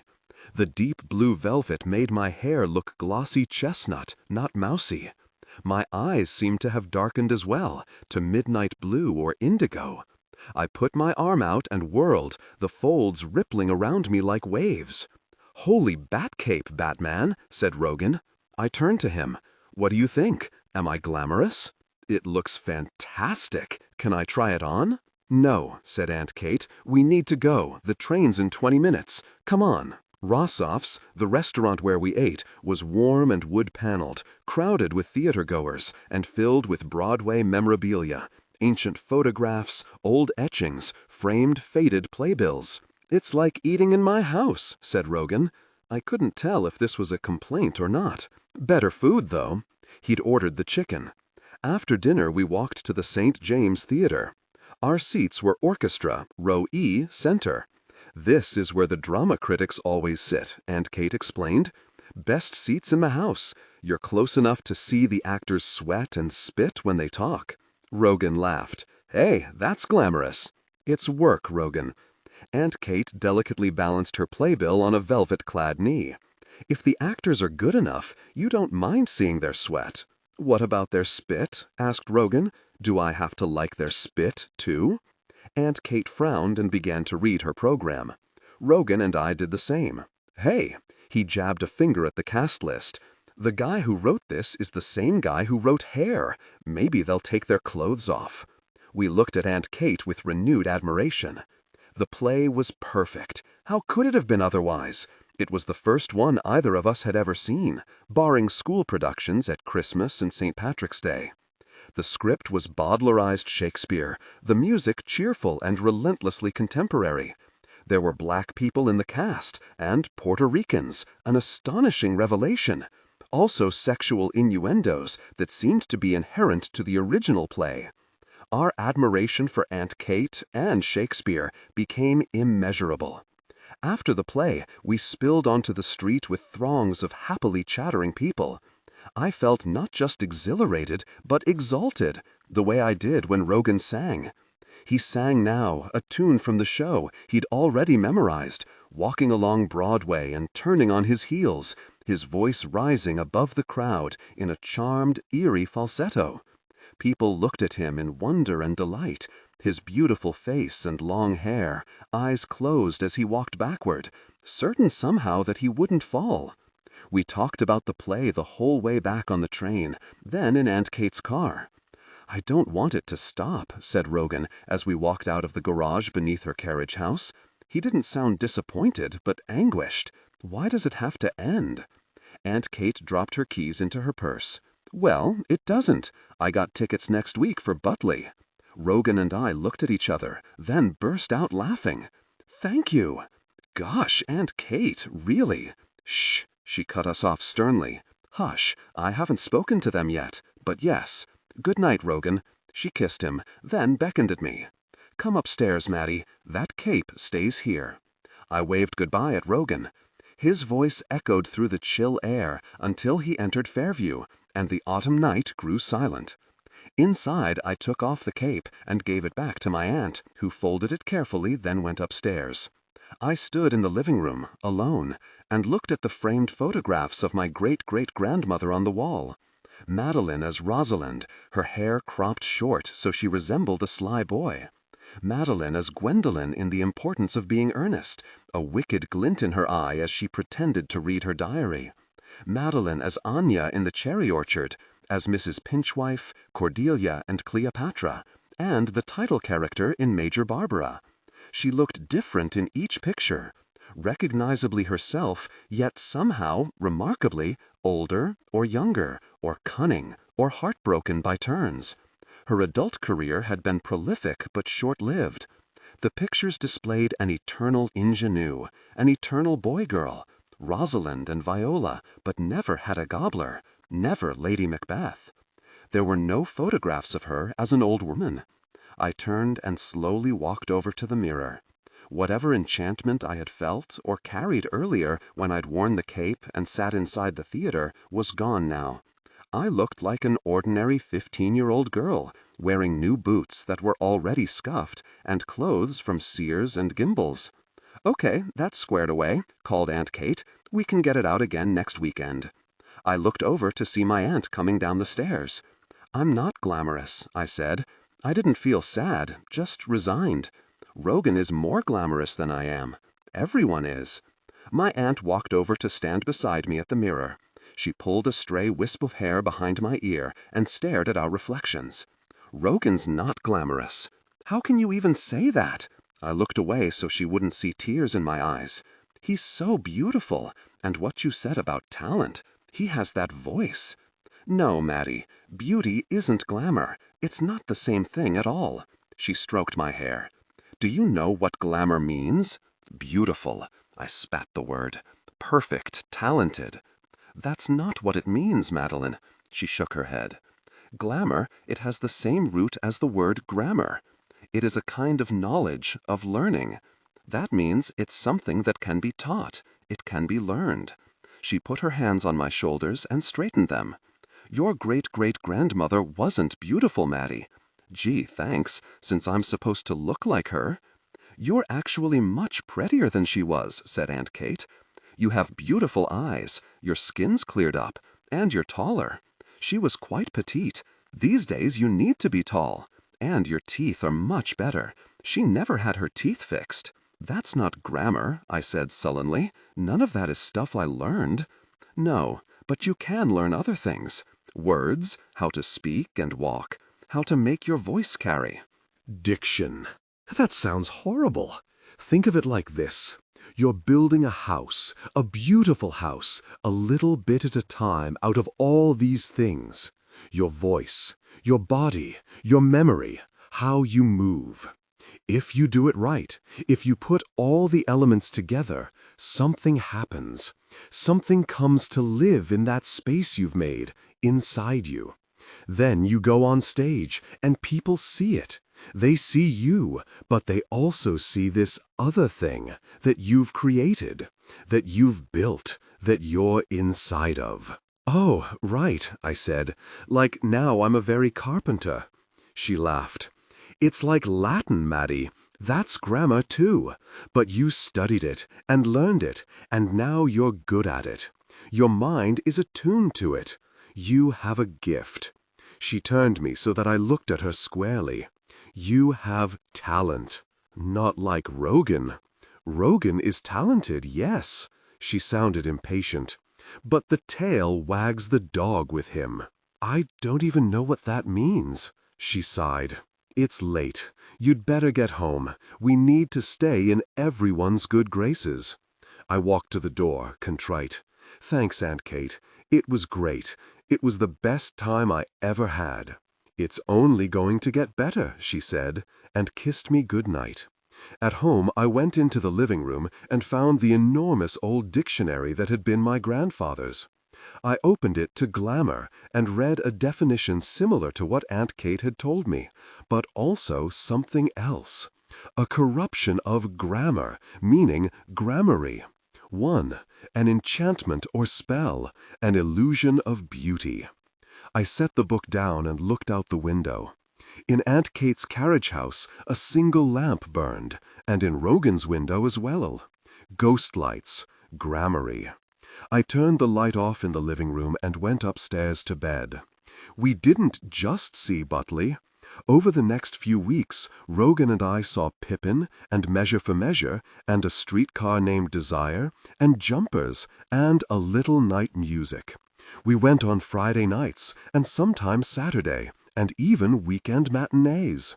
A few times Mr. Sullivan accompanied us, along with Aunt Pate. This was embarrassing at first, and neither Rogan nor I ever mentioned it to our parents. We still couldn't figure out what had happened. Did Aunt Kate lie to them? Had they undergone some weird middle-aged conversion? Had they all gone senile? But no, Aunt Kate made no secret of what we were doing. She asked for permission each time, always announcing we'd go to Rossoff's first for dinner, or for lunch if it was a matinee. Our parents remained as intransigent as ever, otherwise, Rogan's even more so, as his grades, never good, had gotten worse. He'd snuck off twice to hang out with the band fronted by his brother's friend Derek, something I got furious about when he told me. They'll kill you if they find out. They were in the secret attic. Rogan had learned about the band rehearsals from Derek. That is so stupid, Rogan. Don't you start. He drew away from me. Stupid. I know. I'm a really retard. Shut up. I pulled him back toward me and kissed him. His mouth was liquid, his breath pungent with hashish, another gift from Derek. Don't ever say that. You're brilliant. It had become more difficult for us to get time together alone. We were with Aunt Kate most of our free time. And my parents made it clear that they didn't want me constantly at Fairview. I want you to spend time with your friends, my mother said. Rogan's my friend. My mother gave me a keen look. He's your cousin, Maddy. I knew it was a warning. Now, in the attic, they shared a close moment. My head bumped the ceiling, and plaster fragments rained onto us. Be careful, murmured Rogan. Let's look. He gently tugged the board loose so we could peer inside the wall. It never changed, or no, the stage changed every time we looked at it. The footlights glimmering green or cobalt or vermilion. The backdrops shifting as well, to signal dawn or late afternoon, midsummer or deepest winter. Sometimes it snowed. Sometimes, by some trick of the light, the stage seemed slashed with rain or sleet. Once we heard odd chirping strings, like a cricket orchestra, and once a crackling that I realized must be the rattle of a tiny thunder sheet. But the toy theater never changed. The proscenium, with its paired masks and delicate frieze of languid muses. The gauzy red curtains, bound in place with gilt thread. Day to day, week to week, all remained unaltered.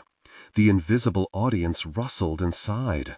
The invisible actors moved, if they moved at all, in steps unknown to my cousin and me. It was late October. One Monday we arrived at school to find that Mr. Sullivan was now an English teacher. Sister Alberta had gone into St. Joseph's Hospital for treatment. Will she be back? A girl asked. Mr. Sullivan smiled wistfully.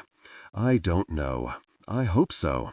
I don't, said another girl, and everyone laughed. Immediately Mr. Sullivan became an object of much speculation. He was handsome, though maybe not as good-looking as Mr. Becker, who also taught English, and who was rumored to smoke pot. But Mr. Sullivan was mysterious. He had been in the seminary. Why hadn't Rogan and I known that?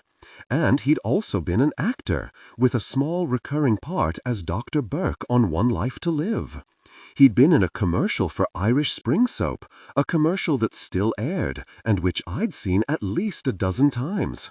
Why didn't you tell us? Demanded Rogan after class one day, when Mr. Sullivan admitted that, yes, that was him in the commercial. Him in the boat, wearing a tweed walking cap and speaking with a brogue so patently false I was ashamed for him. "You didn't ask," said Mr. Sullivan mildly, "and I can't play favorites in school." We'd noted that already when we tried in vain to get him to change the curriculum for freshman English. "These books," said Rogan. He began to tick them off on his fingers. "Billy Budd, The Catcher in the Rye, a separate piece. Romeo and Juliet, Lord of the Flies. Every single ninth-grade book, everyone dies. It's depressing." Mr. Sullivan tipped his head. "Good point, but you still have to read them." "Why?" Rogan stared at him challengingly, almost belligerently. "Can you give me one good, very reason why?" "Enough," snapped Mr. Sullivan. "Everyone, get out your copies of the Diary of Anne Frank." Rogan's defiance bled into our trips to the city as well. We were with Aunt Kate on the train back home after seeing The Country Wife. Aunt Kate was seated, reading The New Yorker. Rogan and I were goofing around, swinging on the poles by the train doors. As the train approached the 125th Street station, a small group of people gathered around us, waiting to get out. The train stopped. The little crowd stepped out onto the platform. So did Rogan. I gaped in disbelief. He took a step backward, grinning broadly, and as the doors closed, gave me a little wave and mouthed, "Bye-bye." "Gosh," I said. The train pulled out of the station. Aunt Kate looked up, eyebrows raised. "What?" "Rogan!" I pointed uselessly at the platform disappearing behind us. I collapsed, laughing hysterically onto the floor of the train. Aunt Kate was not amused. "That brainless idiot," she fumed, nostrils white with rage. "Getting off in Harlem in the middle of the night?" "It's only 11, I protested. She looked daggers at me. "Don't you say a word. Did you put him up to it?" "No." At the next stop, she dragged me from the train onto the platform. We waited, hardly speaking, for the next southbound train. It was a short distance between Melrose and 125th Street, but there were few trains that late at night. I began to grow anxious. "Should we call the police?" I asked. "And say what? That there's a white boy wandering around Harlem?" By the time we got a train and it stopped at 125th Street, nearly an hour had passed. Aunt Kate grabbed me again and yanked me onto the platform. There, sitting sheepishly on a bench, was Rogan. Beside him sat a tall black woman, dressed as elegantly as my aunt, her hands crossed resolutely on one knee as she stared straight ahead. I couldn't tell if she was a young woman whose hair had turned prematurely white, or an old woman who had drunk from the same fountain of youth as Aunt Kate. As my aunt approached her, the woman stood. "I take it this is your young man?" Aunt Kate nodded. "I found him roaming the street like a chicken with its head cut off." The woman gave Rogan a severe look, then lightly cuffed his long red hair. Better for him if that was cut off. He said he was interested in the nightlife. She and Aunt Kate regarded each other measuringly. I felt the same jaw-dropping disbelief as when Rogan had stepped from the carriage. This woman and my aunt knew each other. But then a voice boomed across the platform, announcing the arrival of the next northbound train. "Thank you very much," said Aunt Kate. She nodded respectfully. "I'm just glad I happened by," the woman said. She waited until the train stopped at the platform, smiled, and left. Aunt Kate pointed at Rogan. "You, stand up and get on that train. No more nonsense." "Did you see anything?" I whispered to Rogan as the train pulled away. "Not really. A little." He turned to stare longingly at the streets below us, desolate and windswept, a few solitary figures hurrying along the sidewalk. It was cool. Next time I'm staying. The announcement for the school play went up the following Monday. Rogan and I were walking down the hall when we saw a few people gathered in front of the bulletin board outside the English department. "Bad news, bro," someone said to Rogan. "It's not a musical." I glanced at Rogan. His jaw tightened, his face froze into a mask of resignation and suppressed anger, so intense that, without thinking, I touched his arm. He shrugged me off and pushed through the group to look at the audition sheet. St. Brendan's Sock Buskin Club annual play tryouts for Twelfth Night, or What You Will, by William Shakespeare, Friday, November 12, 3 o'clock. See Mr. Sullivan for details. Twelfth Night? I felt a swell of excitement, despite Rogan's disappointment. That's the one about the twins. Shakespeare, said Rogan in disgust. Who the heck does Shakespeare in high school? But you like Shakespeare. I looked at him as though he'd forgotten my name. That's why you stole my book. Romeo and Juliet. I really hate that play. This isn't Romeo and Juliet. This is the one with the twins. They all have twins, said Rogan, but he sounded less dismissive. Twelfth Night is the shipwreck, right? I nodded, and his expression softened. He glanced around to make sure no one saw, then touched my hand. Yeah, I remember. I always liked that one. Twins! My excitement deepened. Rogan, we could be the main parts, because we really could be twins. They wouldn't have to make us up. We already look alike. Yeah, you're right, he nodded thoughtfully. That could be cool. You'd have to get your hair cut and do something about the color. The bell rang. The corridor filled with students rushing to class. We should practice, I said, for the audition. I'll find a copy at my house or your place. There has to be one somewhere. Yeah, well, good luck finding anything in that mess, he said. I gotta go. That afternoon, I ransacked my house for a copy of the play. We only knew the story from Madeleine's old edition of Tales from Shakespeare, with Arthur Rackham's pretty fairy tale evocations of winsome lovers and thwarted rulers. The copy I eventually found seemed a relic from another world entirely, a once sturdy, extremely ugly high school edition that had once belonged to my father, with cursory annotations to the text explaining the action, though not the more unsavory jokes. The book had a pukey green cover and no illustrations, save a black and white frontispiece of a mincing Mephistophelian figure in a stiff ruff and pointy shoes. Malvolio, I guessed, the vain puritanical steward who becomes the victim of a cruel practical joke. Someone, my father, had defaced the picture, adding glasses, a Hitler mustache, and buck teeth. But the text seemed complete as far as I could tell. At least there was no mention of it having been abridged or modified for a young audience. I skipped through the opening pages to Viola's first lines. Act 1, Scene 2. Enter Viola, a captain, and sailors. Viola: What country, friends, is this? Captain: This is Illyria, lady. Viola: And what should I do in Illyria? My brother, he is in Elysium. My brother, he is in Elysium. I read the lines aloud, then went back to the beginning and read it all through straight to the end. When I was finished, I went across the street to Fairview. Michael was downstairs, his lanky form folded into an armchair, eating a bowl of cereal and watching TV. Hey, Maddy, he said, without glancing at me. If you're looking for Rogan, he's not here. He went over to Derek's to practice. He did? Something in my tone made him look up. He'll be back, pretty soon, probably. Derek said he had to do something at 5. You want me to tell him you came by? No, I guess I'll just wait. If you think he'll be here. I held up the book. We were going to practice for the play tryouts. The auditions are Friday. Michael dug into his Cap'n Crunch. Oh yeah, I heard everyone's bummed it's not a musical.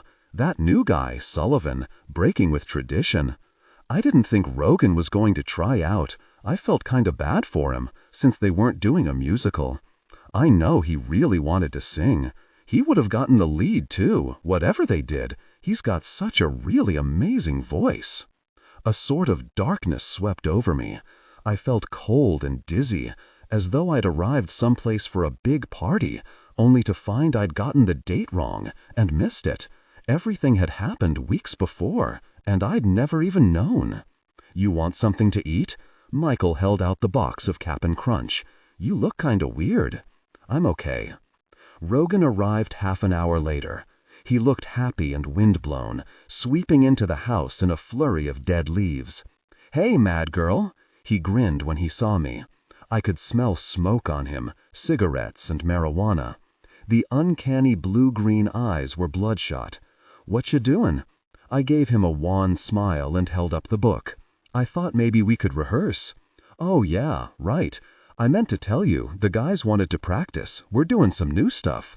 But we can do it now if you want. That okay?" He tipped his head to make sure Michael wasn't paying attention, then rubbed my arm. "Come on, let's go to my room." Upstairs, we read the entire play. Rogan took all the male parts. I took the female ones, and gave perfunctory readings to everyone save Viola. I was surprised at how easily Rogan handled all the lines, not just Sebastian's. "I thought you hated Shakespeare," I said. "Just Romeo and Juliet. This one's pretty funny." We stopped often to peruse the facile annotations and try to imagine what the stage directions would be. "This is like a dirty joke." Rogan capped the page where Malvolio read aloud from a forged love letter, supposedly penned by his employer, Olivia. "These be her very C's, her U's and her T's, and thus makes she her great P's." He's talking about a crude word. I whacked him with the book. "Hey, I didn't say it, Shakespeare did." We reached the end. For a minute, neither of us spoke. "The girl has the bigger part," Rogan said at last. He didn't look at me. "Viola, the play's really about her, not Sebastian. The boy twin's hardly on stage at all." "He's on at the end," I said quickly. "He has that great sword fight where Sebastian wins, where he duels Andrew Aguacheek. All his scenes are just toward the end of the play, that's all." "I guess," said Rogan, but we both knew he was right. It was Viola's show, at least the way the words read on the page. "Come on," I said. "It'd be so great, Rogan. We'd be up there together. It would be like," I wanted to say, "it would be like when we're alone." Like when Rogan murmured, "You can't breathe," and I couldn't breathe because desire and arousal choked me, because I breathed nothing but him. He was my air, my element, everything. But being on stage together wouldn't be like that. How could it? Nothing would ever be like that. The bleak horror I'd felt earlier returned, the sense that I had somehow missed the real meaning of the world, which everyone but me had always known. "It would be okay, I guess," Rogan shrugged. He ran his hand along the back of my neck and gave me a sweet, stoned smile. "Hey, don't look like that. I'll do it. We'll do it. You're right. It'll be fun." He leaned down to kiss me.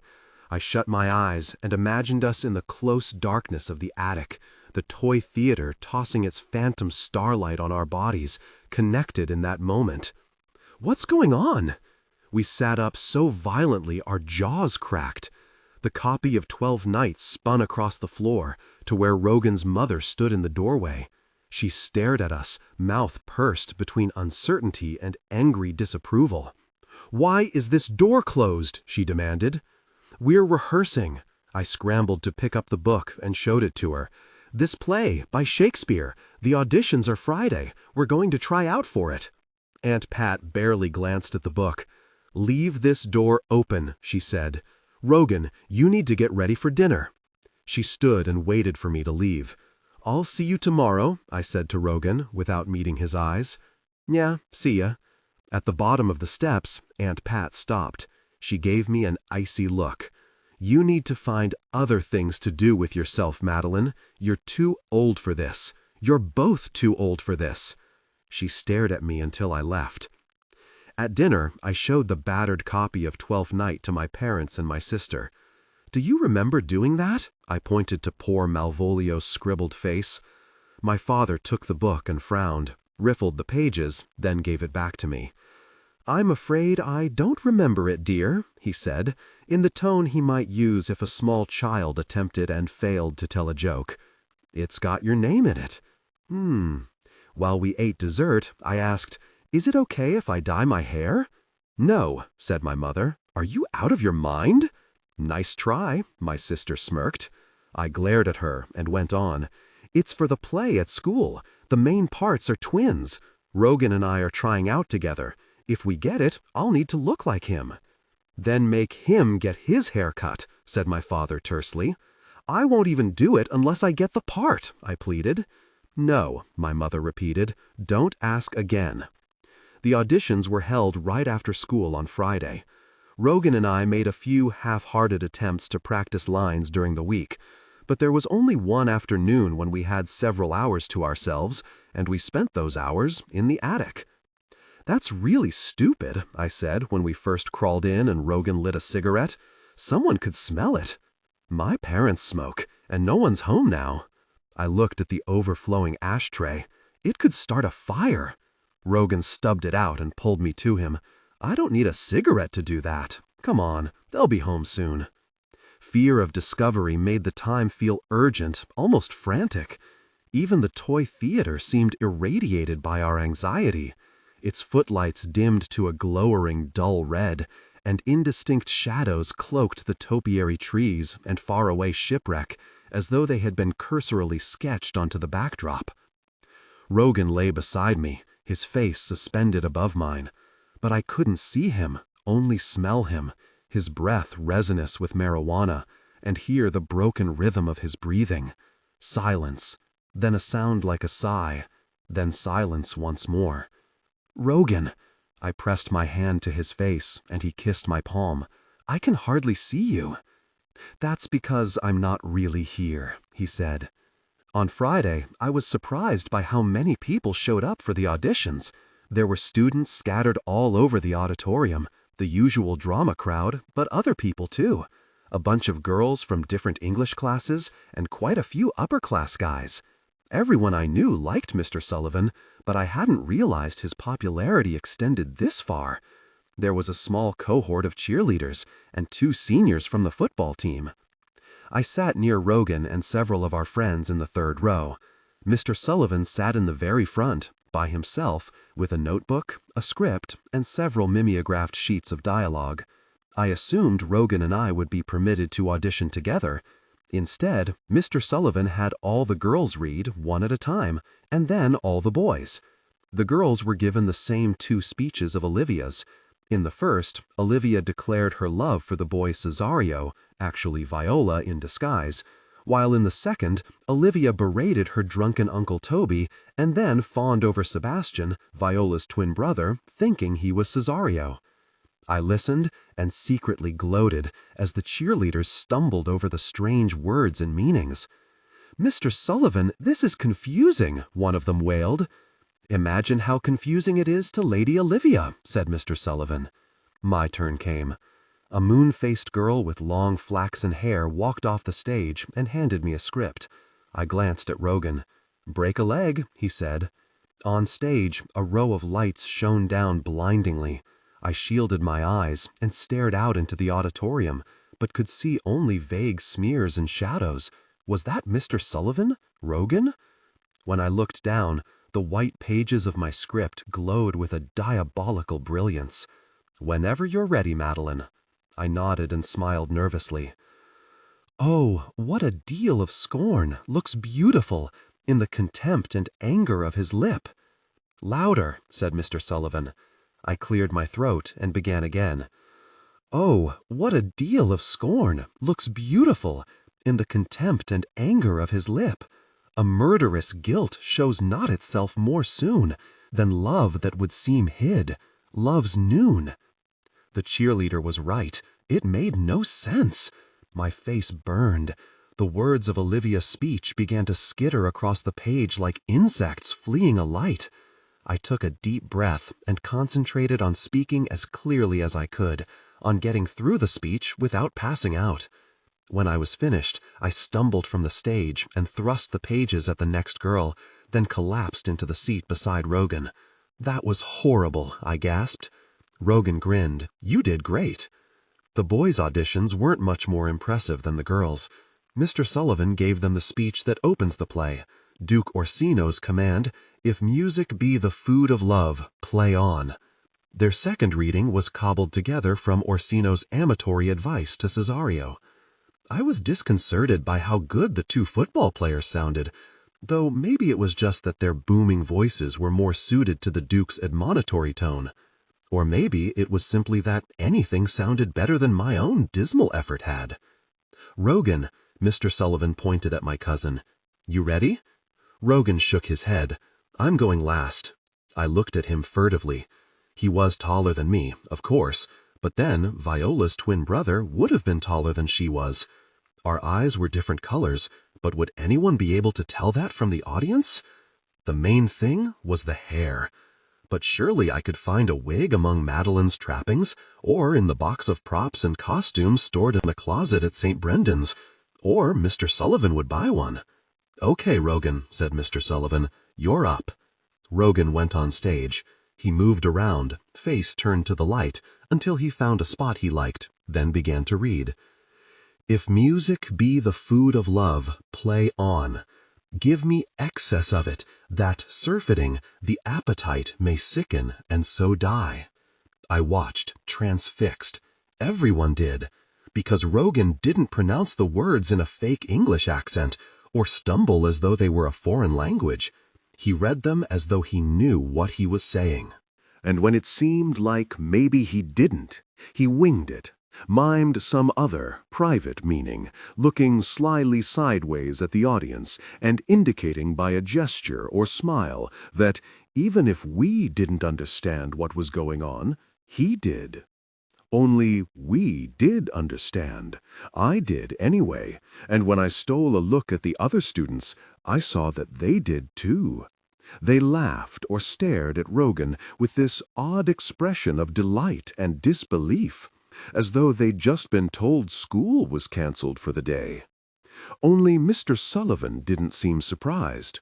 He leaned back in his seat, chin in hand, and a small knowing smile on his face, as Rogan straightened and began the Duke's second speech.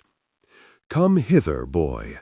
If ever thou shalt love, in the sweet pangs of it, remember me." When he reached the end, Rogan tossed the script pages into the audience, made a mocking bow, and jumped off stage. There were murmurs of approval, and then everyone began to clap and cheer. "Thank you, Rogan," said Mr. Sullivan, as he'd said to everyone. He looked pleased, but also businesslike. "Thank you all. I'll post the cast list first thing Monday morning." "Monday?" I said in dismay. "We have to wait till Monday?" Mr. Sullivan nodded. "Yup. Have a good weekend, everybody." Several people clustered around Rogan as we left the auditorium. "Hey man, that was good." One of the football players pretended to punch Rogan's arm. "Play on." "You were really funny." The flaxen-haired girl smiled, then turned to me. "You were good too, Maddy. See you Monday." On the way home, I found myself looking at Rogan warily. It was like the day his voice had changed, when I'd first heard him sing in a chilling tenor that had come from where? The same place this ability to act Shakespeare had come from, obviously. But when had he learned this? Had he learned it? Or was it some bizarre fluke, like his voice? Did you practice that?" I finally asked him. "Practice? Yeah, some." He reached into his pocket and took out a pack of cigarettes, glanced around, then lit one. "I read it in front of the mirror in my room. Isn't that what you did?" "Yeah," I said, but I was lying. I looked at him again and thought of what Aunt Kate had said about glamour. That it could be taught and learned, that it wasn't a matter of magic or luck. "You were better than me," I said at last, "a lot better." On Monday, I went to school early. Rogan liked to sleep until the last possible second, so I walked up by myself. None of the buses had arrived yet, and only a few of the teachers. I looked for Mr. Sullivan's Dodge Dart, but didn't see it in the parking lot. Inside, I dumped my stuff in my locker, then, with feigned nonchalance, strolled to the English department. The bulletin board was empty, save for an outdated announcement about the school poetry magazine. I killed time as best I could, drifting around the library where I read old magazines. When I went back to the English department, a knot of people was crowded around the bulletin board. One of them was Rogan. Maddy. He gave me a strained look. "You got your part?" "Really?" He pointed at the cast list. I slipped through the crowd to stand beside him and scanned the names on the typesheet. 12th Night cast. Orsino, Duke of Illyria. Viola, a shipwrecked lady. Sebastian, twin brother of Viola. Kevin Hayes. Madeleine Tierney. Duncan Moss. My mouth went dry. Duncan Moss was a nondescript sophomore with longish brown hair and glasses. He was standing in the crowd too, and flashed me a happy grin. Short, I thought with a sick feeling. He was short, and hair the same color as mine. On stage, without makeup or wigs, we'd look alike. Oh, geez. I turned to Rogan. "Did you?" He gave me a twisted, "I told you so" smile, then jabbed his thumb at the final name on the list. Feste, a clown, also called Fool, Olivia's jester. Rogan Tierney. "Typecasting," he said. He turned and walked away. Our first rehearsal was that afternoon. We sat in chairs on stage, where Mr. Sullivan handed each of us a new Penguin paperback edition of the play. "You can make whatever notes you like in these," he said. "You mean like we can write in the book?" asked Duncan Moss. "I think it would be a very good idea," said Mr. Sullivan. We all smiled tentatively. Rogan took out a pen and made a big X on the cover of his paperback. Mr. Sullivan shot him an admonitory look. "Hey, I'm the fool," said Rogan guilelessly, and everyone laughed. "The zanies have their own little world, outside the mundane one that we live in, that Olivia and Orsino live in," said Mr. Sullivan later. It was too soon to start any blocking, but he stood and paced the stage, tracing an invisible boundary. "It's not governed by our laws. That's what the holiday of Twelfth Night is all about. A time when the Lord of Misrule takes over, and our world is turned upside down. For the play to work, the audience has to completely believe in that other world. They have to look at Viola disguised as a boy named Cesario, and see a boy there, the same boy Olivia is in love with. But they also have to see Viola." Abruptly he stopped and looked at me expectantly. I gazed at my script, flustered. "Methinks she is speechless," said Rogan, and everyone laughed again. "It's a balancing act," said Mr. Sullivan. "Acting is a matter of balance. Method actors, they say they lose themselves in a part, but you don't really want to lose yourself, do you?" I looked up. Mr. Sullivan was still staring at me. "Because if you really lost yourself," he said in a low voice, "you might not come back." We finished the read-through, and Mr. Sullivan slapped his book against his knee. "Good job, everyone. We'll meet every day right after school, this week and next. After that, we'll start going into night rehearsals." We all stood to go. Rogan gathered his books and joined me. "I don't know how you're going to balance those." He gazed pointedly down my uniform blouse. "Master Cesario." "Rogan." Mr. Sullivan came up behind us. "Can you read music?" "Not really. I fool around with the guitar, but no." "That's all right. Here." Mr. Sullivan pulled something from his briefcase and handed it to Rogan. "I want you to listen to this. All the songs marked Feste. I want you to learn them." "Thanks," said Rogan, bemused. It was a record album titled Songs from Shakespeare, illustrated with a dreary-looking bust of Shakespeare. Rogan turned to the back cover. There was a boring description of antique musical instruments, followed by a long list of songs, with play titles and character names beside them. "Hey," Rogan looked at Mr. Sullivan in surprise, "this is a lot of music." I peered over his shoulder. The entire second side of the album was taken up with songs from Twelfth Night, all of them sung by Feste. Mr. Sullivan nodded. "It's a part for a singer, a strong singer. See what you can do with it." He put a hand on Rogan's shoulder and smiled. "I've heard you singing by yourself in your room. I'd like you to sing like that here." He gestured at the empty auditorium. "When all those seats are full. Think you can do it?" Rogan shrugged. "Yeah, sure, I guess." We walked home. It was too late for us to steal any time alone, so we said goodnight in the street in front of my house. "What do you think?" I asked. "I don't know. I was kind of bummed at first, but now—" He glanced at the record album. "I guess I'll see how this music sounds." I stood and waited for him to say something about me, about the different voices I'd tried using as Viola, one for when she was a girl, the other for when she was dressed as Cesario. But he just stared at the record. "Well," he said at last, "I better go put this on. See you." I had trouble falling asleep that night. I read and reread the play, my scenes anyway, and tried to make sense of the unfamiliar words and the scrawled notes I'd made of Mr. Sullivan's commentary. In Act 3, Viola and the Fool had a scene together. I read her part aloud. "So thou mayst say, the king lies by a beggar, if a beggar dwell near him, or the church stands by thy tabor, if thy tabor stand by the church." I frowned and deciphered my scribbled notes. Tabor, drum. I tried to imagine Rogan speaking his lines and me responding. "I warrant thou art a merry fool, and carest for nothing."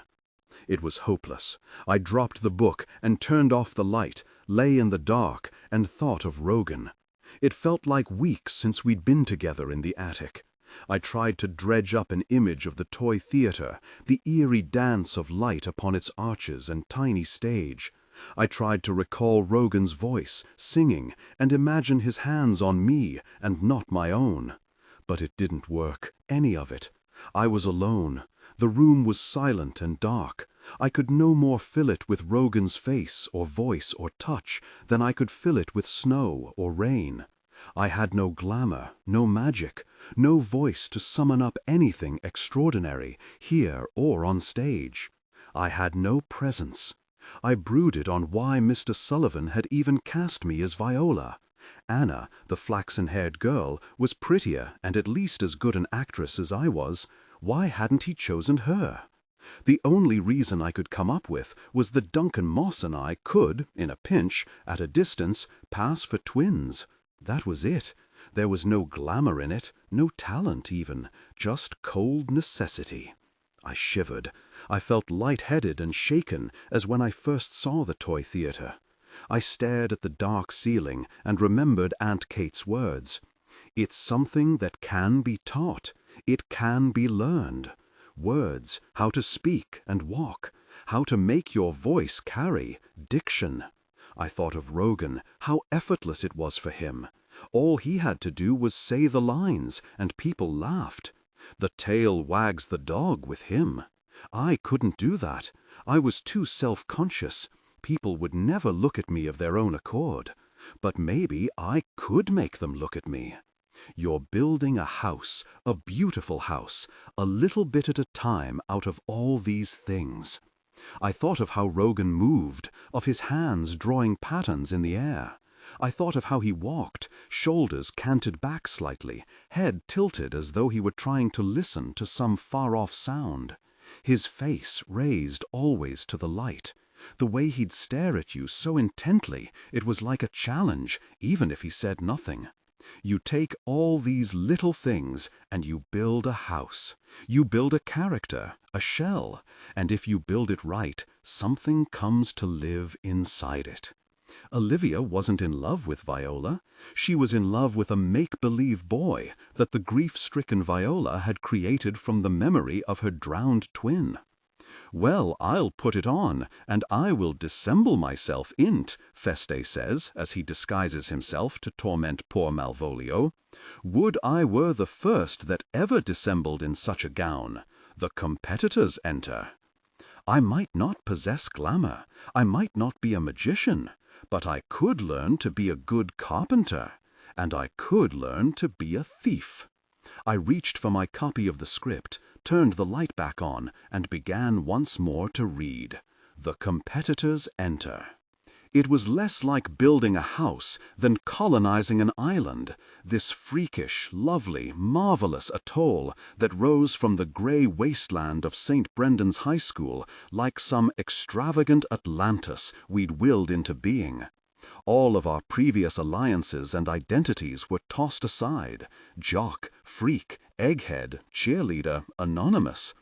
But who or what we became wasn't necessarily reflected by the parts we played in Twelfth Night. It really was as if we were castaways, our place in Illyria determined as much by luck and skill, and not necessarily acting ability, as by a shared determination to make the play a success. It was my first full-bore exposure to the virus that is theater, not just watching a show, but becoming part of its chemistry. The intricate helices of desire and ambition and love and unrelenting effort involved in producing even a bad play. And we all realized almost from the very beginning that our Twelfth Night was going to be remarkable. For one thing, everyone knew their lines in record time. This in itself was unusual. Apart from Rogan and myself, the cast had only the most rudimentary prior knowledge of Shakespeare. It really was like a virus. The boy playing Sir Toby caught it from Olivia, and Sebastian caught it from me, and Sir Andrew caught it from Maria. You get the picture. In the middle of a rehearsal, an actor would stride on stage, and abruptly, as though he or she had been pumped with speed, start riffing on the lines. Sudden meaning tumbled out of seemingly banal or incomprehensible exchanges. Malvolio pulled double and triple entendres from his famous scene with the forged love letter. Olivia didn't just come on to my viola disguised as Cesario, she began to look suggestively at Maria, too. Backstage, Sir Toby would grab on to one of the heavy ropes that controlled the curtain, twist it around as though he were a kid on a swing, then spin himself dizzy, letting go at the last moment to stagger on stage for his scene in such a convincing display of drunkenness that Mr. Sullivan once checked his breath to make sure he hadn't smuggled a bottle backstage. Sir Andrew and Sebastian engaged in such extended swordplay that by opening night both were covered with cuts and bruises. As for Feste, if there was a patient zero in this epidemic, it was Rogan. He didn't just learn his lines with a facility that was unnerving. As with the audition, he somehow intuited what they meant and made the meaning clear to everyone who heard him. And then there were his songs. At rehearsal a few days after Mr. Sullivan had given him the album of Shakespeare's music, Rogan returned it to him. Mr. Sullivan frowned. "Did you listen to it?" "Yeah, I listened to it." "And?" Rogan gave him an odd half-smile. "It was interesting." Mr. Sullivan's mouth was tight as he slid the album back into his briefcase. "Places, everyone," he called. The opening scenes went well, though not spectacularly so. And then Feste made his first entrance with Maria. "Oh, mistress mine, where are you roaming?" The line was from later in the play, a song according to the script, though Rogan had only ever spoken the lines in rehearsal. Now he sang them. We heard him before we saw him, that soaring voice, like something you'd hear in a dream or a church or a movie, so high and clear and utterly unexpected that there was muffled laughter, followed by surprised gasps as Rogan walked on stage. Because of course we'd all heard him sing before, in church or just goofing around at school, but no one, not even me, had ever heard anything like this. He only sang 2 lines, the sweet falsetto at odds with the feline way he walked, and with his expression as he looked past Maria to where I stood off stage. "Oh, stay and hear your true love's coming." I tore my gaze from him to look at Mr. Sullivan, seated as usual in the first row. He stared at Rogan blissfully, almost stoned with delight. So, by the end of rehearsal, did everyone else. I've seen spectacular performances since then. Anthony Hopkins' Broadway debut in Equus, Kevin Kline in On the 20th Century, John Wood in The Invention of Love. Rogan's turn as the clown rivaled all of them. Everyone in that auditorium felt it. Everyone was bewitched. I felt drugged, lightheaded with desire and raw adrenaline. Whatever envy I had burned away at the expectation of sharing the stage with him. It was an intensely powerful experience, magnified somehow, and transformed into a vision we could all see, all share in. And there was Rogan, grinning and looking as happy as I'd ever seen him outside of the hidden space in his room. From that moment on, the production was charmed. Malvolio, who was wonderful to begin with, became a miracle of cunning and pathos and self-love. The pallid, flaxen-haired Olivia was a bombshell. Duncan Moss as Sebastian grew dashing and began to flirt with me. Even the members of the Tech Club, the usually dour collective of outcasts who toiled at sound and lights and props and costumes, rose to the occasion with uncharacteristic displays of exuberance, going so far as to applaud scenes they'd watched 100 times. We all were good, but we took our cues from Rogan. There was a subtle undercurrent to everything Feste said, everything he sang, as if he knew some other, deeper, secret meaning attached to the play, something strange, even supernatural, something the rest of us could never hope to understand, although we drove ourselves crazy trying to, especially me. Would not a pair of these have bread, sir? Rogan held up a quarter, the payment I'd given Feste so that he'd let Viola pass Olivia's gates. Yes, being kept together and put to use, I retorted. But before I could push my way past him, he sidled up beside me and kissed me, his mouth lingering intimately. I stumbled backward, mortified. Off stage, someone laughed. I would play Lord Pandarus of Phrygia, sir, Rogan went on, to bring a Cressida to this Troilus. That's great, Maddy, Mr. Sullivan called from his seat in the audience. Brilliant, Rogan. Several of Malvolio's big scenes came soon after this, and neither Rogan nor I was on for a while. I found him backstage and dragged him behind the fire curtain. Are you nuts? I hissed. Yes, he whispered. He drew me to him and kissed me again, harder, pulling me so close I could feel his heart pound. Maddy, I trembled so much it hurt to speak. Rogan, stop. I have to go on. My parents are gone tonight. Michael's going to Derek's. Come over afterward. I nodded, turned, and stumbled off to make my entrance.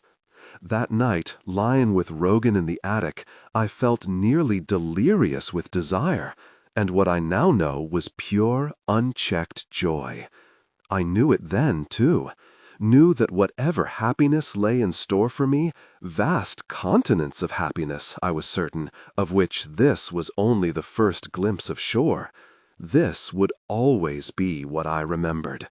My cousin beside me, the toy theater's radiance lapping our bodies in waves of gold and green, while phantom lightning flickered in Rogan's eyes and phantom vapor roiled across the tiny stage, all those rustlings and whispers silenced by Rogan's voice, singing softly beside me in the dark.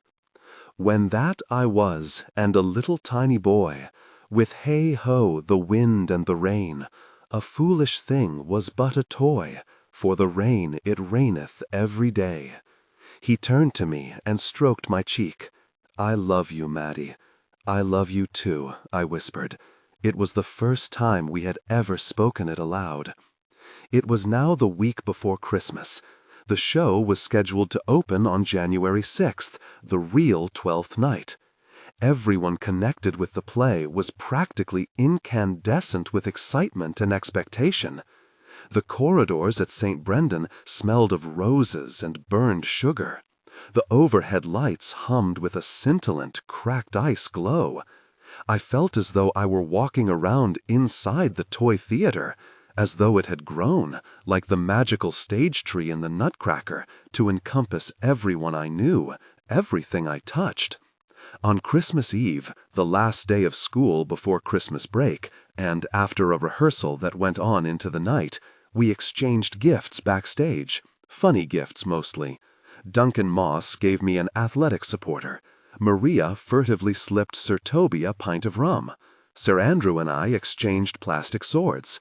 Mr. Sullivan told us we were all exempted from taking the English exam scheduled for when classes resumed. "Where's Rogan?" he asked.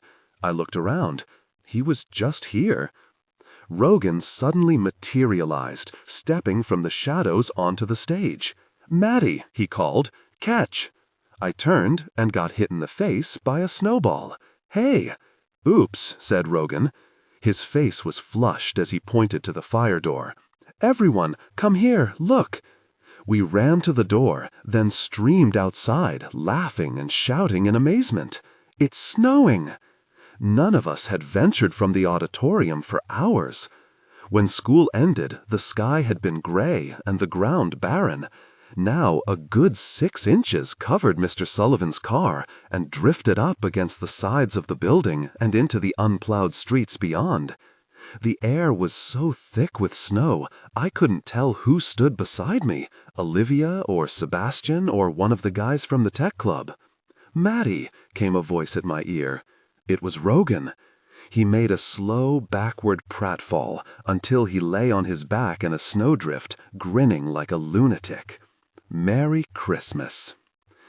That year, for the first time, Christmas seemed anticlimactic.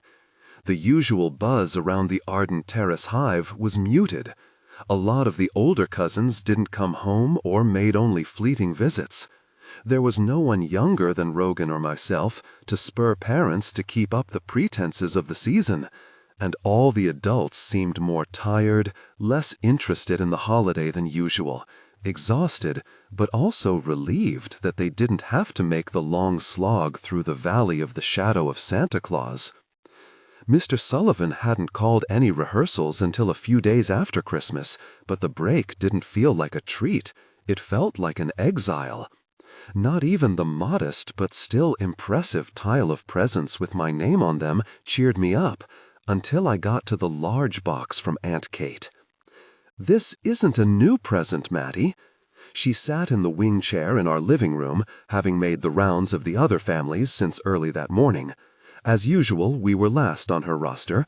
As usual, she took the whiskey sour my father gave her and sipped it as my sisters and I opened our gifts. But at least this time I know that it fits. I opened it, suspicious of the Gimbel's no-go on the box, then gasped, "Oh, Aunt Kate." I drew it out, the midnight folds falling about me and exhaling a faint fragrance of camphor and Chanel No. 5 and roses. Thank you so much." My mother asked, "Is that Madeleine's old cape?" "It is." Aunt Kate sipped her whiskey and watched me. "I took it out of storage a while ago and had it cleaned. I knew it fit, Maddy's worn it before, but I wanted to be sure she'd take good care of it." "I will," I said as my sisters looked on, unsure whether they should be jealous or not. "You know I will." Aunt Kate nodded. Her blue agate eyes narrowed. "You'd better," she said. A few days later, we went back to rehearsing. A few days after that, school began once more. I hadn't seen Aunt Kate and Mr. Sullivan together for some time, not since we'd all gone down to the city to see Jumpers. During that last week of rehearsals, she showed up every afternoon. She sat in the very back of the auditorium, where the tech club guys hung out when they weren't needed. They had started out as a nerdy bunch, but as the weeks passed, a sea change had overtaken them as well. They started getting high with Rogan in the parking lot before school. They let their hair grow long and began listening to different music. Tales from Topographic Oceans gave way to Transformer and Electric Warrior. The first time I saw Aunt Kate in their midst, I felt a stab of panic, embarrassment at having an adult family member interfering upon our hidden world, fear that from this vantage point she'd see the indelible path charting my fall from grace, from earnest, slightly anonymous niece to pot-smoking infidel and someone involved in a forbidden relationship. But she said nothing. And the tech guys seemed to like her. Sometimes she'd slip from her row to join Mr. Sullivan, her high heels ticking softly until she sank into the seat beside him. If I were on stage, I'd try not to get flustered, seeing them with their heads together, whispering.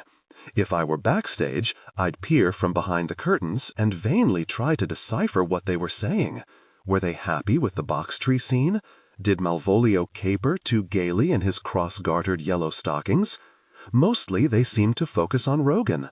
Mr. Sullivan would lean back, pencil at his lips, with the same stoned smile he had every time my cousin sang. Aunt Kate's expression was more difficult to read, tight-mouthed, keen-eyed, unsmiling. But was it disapproval or sheer amazement? It could have been either, and I was afraid to ask.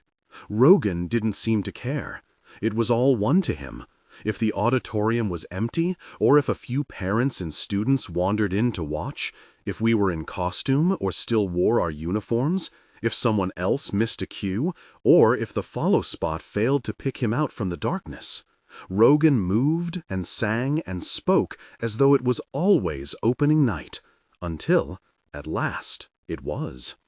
On Thursday, we had a spectacularly botched final run-through, upholding the old superstition that a bad dress rehearsal pretends a successful show.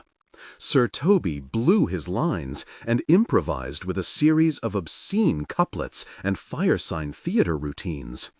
Andrew Agucheek's sword poked me squarely in the stomach, knocking the wind from me so I couldn't finish the scene. An amber gel on a follow spot melted, and the stage reeked of charred plastic. Olivia giggled uncontrollably through her love scenes. I forgot my lines, not once, but over and over again. The entire rehearsal felt like the quintessential actor's nightmare. That night, Aunt Kate was not in the audience, an absence that should have been a relief, but instead struck me as slightly ominous. Rogan sang his final song, "Hey Ho, the Wind and the Rain," and the stage at last went dark. Mr. Sullivan made us practice a curtain call, and this too made me uneasy. "Don't worry," he assured us. "Tomorrow it will be fine, you'll see. Now everyone go and get a good night's sleep." Olivia looked stricken. "Don't you have any notes?" "Yeah," said Rogan. "Tomorrow night, don't really mess up." Mr. Sullivan smiled. "Get some sleep. Rogan, give your voice a rest. No Rolling Stones, okay? And no cigarettes." "Yeah, sure," said Rogan. Outside, in the school parking lot, no one hung around. Mr. Sullivan had already left. The tech guys stayed to clean up the mess left by the burned gel. Toby and Olivia and Fabian and Malvolio and Maria all clambered into Toby's car to get dropped off at their respective homes. Duncan Moss's father picked him up, as he always did, along with a few other grumpy-looking parents. The dress rehearsal had run even later than usual. Rogan and I walked home together. He still wore Festa's makeup, a Pierrot mask of white with 2 crimson spots on his cheeks. The red had rubbed away from his mouth, but the kohl around his eyes remained, smudged so that his eyes seemed enormous, like those of some nocturnal frog or bush baby. He looked beautiful and deeply, strangely androgynous, unearthly, almost inhuman.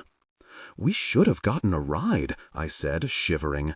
The previous week's snow had turned into a gunmetal soup of slush and ice. The air was clear and so bitingly cold that Christmas lights and traffic lights and street lamps all seemed to shiver and dance, even though there was no wind. The smoke from Rogan's cigarette clung to us long after he'd tossed the cigarette aside. As we approached Arden Terrace, his hand found mine and held it tightly. "It'll go well," he said in a soft voice. His hand felt as though it had been carved from granite. "It'll be great, Maddy." "It'll be the first time we're on stage together," I said. I felt my heart open at the thought. "Everyone will see us. Everyone will hear you." "They've already heard me," said Rogan. "But not like this." "No," he said, and turning to me, he smiled. It was like my own reflection in a black mirror, only a mirror that stripped the flesh from my skull, so that what grinned back was not the self I showed the daytime world, not the girl who woke and walked and struggled and laughed, but the terrible me, the true me, the mad girl inside Maddy. I stared back at him but said nothing, only clutched his hand even tighter, until it felt as though his fingers cut into mine. For the first time in years, I thought of the word Aunt Kate had always used to describe him, Fay, and my mother's blunt retort. If I ever had a red-headed child, I'd strangle it. Maddy. He stopped in the street in front of my house and put his arms around me. Even through our jeans and heavy coats, I felt his intense physical presence. I shut my eyes and tried to summon snow, the icy glitter of footlights, and a sun the size of a thumbprint through pink and amber clouds.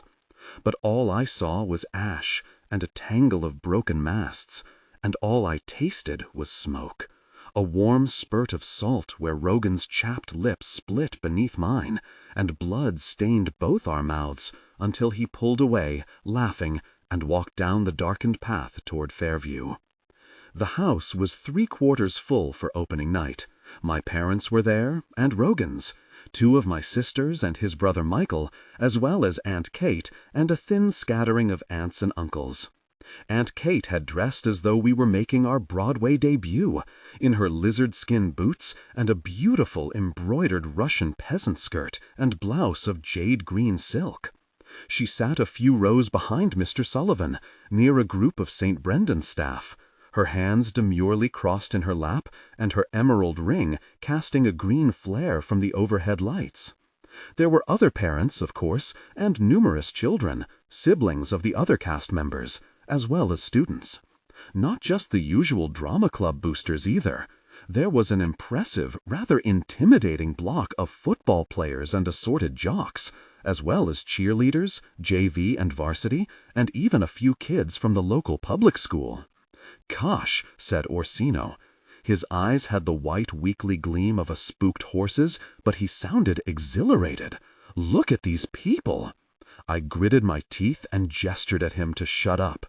I was doing my best not to look at anyone. I stood just off stage and stared resolutely at the ropes and suspended weights that held backdrops and curtains in place. I'd peeked out earlier and seen the audience, and now I could hear them, along with the excited whispers and muffled laughter of the other actors around me. I felt so sick I thought I might pass out. I wanted to pass out, even though that would mean the show would be cancelled. I no longer cared. The horror I felt every time I looked at the stage, that brightly lit array of furniture and fake shrubs and cardboard scenery, was so intense it overpowered any other emotion. "Hey, Maddy, you ready?" One of the boys who handled the curtains looked at me in concern. I nodded. "You sure?" I took a step backward and knocked against the sand-filled canister that was a safeguard against fires, then bent and vomited into it. Guess not," the boy grimaced. He pushed the can out of the way and grabbed one of the ropes. A minute later, I heard the stage manager's voice. "Places, everyone." I wiped my mouth and looked across the stage. In the shadows stood Rogan, clad in his loose white Piero tunic and pantaloons, his feet bare, hair a loose halo around a ghostly face.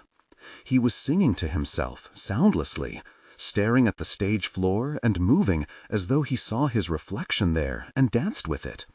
After a moment, he glanced up and saw me. Very slowly, he raised his fingers to his lips and kissed them, then extended his hand to me, palm forward. His head sank to his breast as though he had fallen asleep, so all I saw was that cloud of fiery hair. Lights and curtain? I waited, mouth dry, through Orsino's opening scene, the welcoming wave of laughter as he paced the stage with a golf club and knocked over the plastic geraniums. He seemed less lovesick than drug-addled. But the scene worked, just as it had in rehearsal, better even, and faster. Before I could blink, Orsino exited, giddy from the scattered applause that followed him. The lights darkened to red and indigo. Someone shook a thunder sheet. A spotlight flickered. The captain walked on, a tall blonde jock who looked like a rock star in his pseudo-naval costume, along with 2 sailors. They took their places front and center and gazed expectantly at me in the wings. I drew a shuddering breath and raked my fingers through my hair, then stumbled on to fall at the captain's feet and gaze up at him imploringly. "What country, friends, is this?" "This is Illyria, lady." The captain looked past me to where Rogan stood off stage. "And what should I do in Illyria?" I turned to stare at my cousin and began to cry. "My brother, he is in Elysium." I recall almost nothing else of my performance, though I remembered all my lines, all my entrances. People applauded when I walked off stage. They laughed at the right places. I took my pratfalls during my duel with Sir Andrew, and praised the Countess so that the very babbling gossip of the air cried out, "Olivia." But it was like being stone-cold drunk in a darkened room. Only when Rogan was on did the stage suddenly seem to shake and blaze, as though lightning struck it. His flaming hair, his white costume irradiated by the follow spots, his bare feet kicking up a shining haze of dust and rouge and face powder that followed him like a bright shadow. When he first opened his mouth and sang, I heard a gasp go through the audience, as though everyone had at the same instant touched a burning wire. Then the house fell silent. It was as though I were alone in the attic. Only now the toy theater had grown to the size of a real one. I watched my cousin, his slender form pacing in front of the footlights. The scrim behind him backlit so I could see the faintest suggestion of tree limbs and the outlines of a wrecked ship, the moon rising above distant mountains and the blue shadows of the other actors. His voice echoed from the rafters, so piercing and full of heartbreak I felt as if that burning wire had been thrust into my skull. When he finished, he stepped backward and gave a small, plaintive bow, then straightened as, slowly at first, then with the sudden, irrevocable rush of water flooding a broken building, the place erupted into applause. "Holy, really?" someone behind me breathed. I couldn't speak. I stood beside the curtain and peeked out into the audience. People were still applauding, jocks mostly, all fired up with the beer they'd snuck into the auditorium. I saw Mr. Sullivan with Sister Mary Clark beside him, whispering in his ear. A few rows behind them were my parents and sister, who seemed to have reverted to some sort of racial memory of how to behave at the theater. They held their mimeographed programs and clapped and appeared enthusiastic, if bemused, as though they'd suddenly awakened here, fully dressed, and were trying very hard not to draw attention to themselves. But Rogan's mother looked strained and unsure how to react. I saw her glance furtively at the people sitting next to her, who beamed and nodded, while Aunt Pat kept her hands poised just above her lap. Meanwhile, Rogan's father stared stony-eyed at the stage, not even looking at Rogan but beyond him, as though someone else were to blame for what he'd just witnessed. My skin prickled, and I took a step backward, then told myself that was stupid. There was no way he could see me through the curtain. I continued to search the audience until I found Aunt Kate. "Don't miss your cue," someone hissed at me. I nodded, but didn't move. My mouth went dry. I felt as I had in those terrible moments before the curtains first parted. Because Aunt Kate was weeping. Not wiping at the corners of her eyes, as I'd seen her do during a performance of King Lear, or crying demurely as she did at a sad movie, or even staring stoic and wet-faced as she did at Tierney funerals. Now she was bent almost double as her body heaved with sobs. Even from backstage, I could see how her face had gone dead white. Her eyes and mouth were red slits, like the openings in a mask. She looked as though she were having a seizure or a heart attack. But before I could move, the stage manager grabbed my arm and pushed me toward the stage. "For Christ's sakes, you're on!" It was all a blur after that. Love scene, swordplay, mad scene, reconciliation. All flickered around me, a slideshow glimpsed through a fever dream, until the play's last moments. Everyone exited, save Feste. He stood alone, the stage dark, except for a single thin follow spot that picked out his face. The white makeup smudged, the rouge gone from his cheeks and lips. Only his eyes were more brilliant than ever, blazing aquamarine, as he tilted his chin toward the light and sang. "When that I was and a little tiny boy, with hey ho the wind and the rain, a foolish thing was hut a toy, for the rain it raineth every day. I stood with everyone else backstage and watched. Our curtain calls were forgotten, the audience was forgotten. Rogan himself was gone. There was only song and light, and the dust swirling around him in a nimbus of gold and black, as though he'd given voice to it, as though he'd given voice to all of us, and we would flicker back into darkness when he fell silent.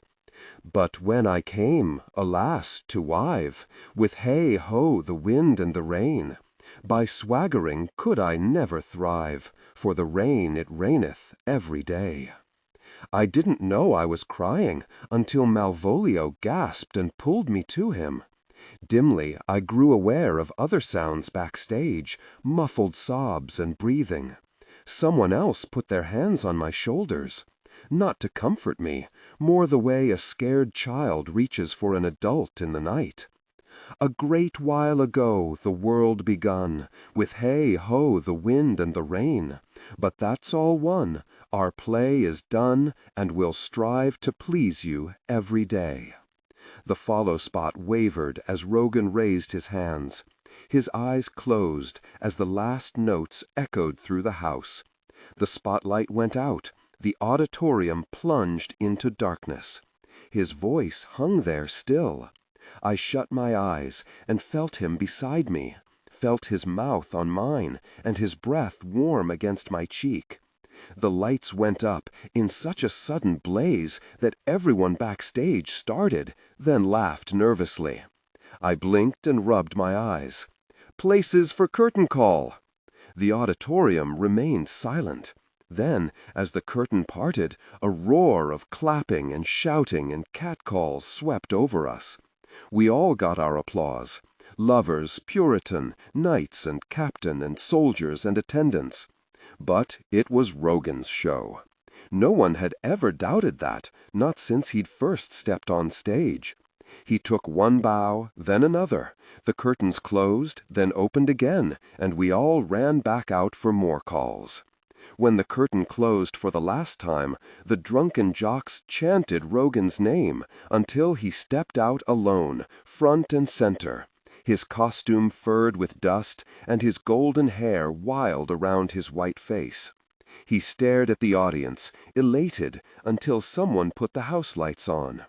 People shaded their eyes and looked around in confused delight. At last they began to leave. On stage, actors ran around breathlessly, kissing and embracing.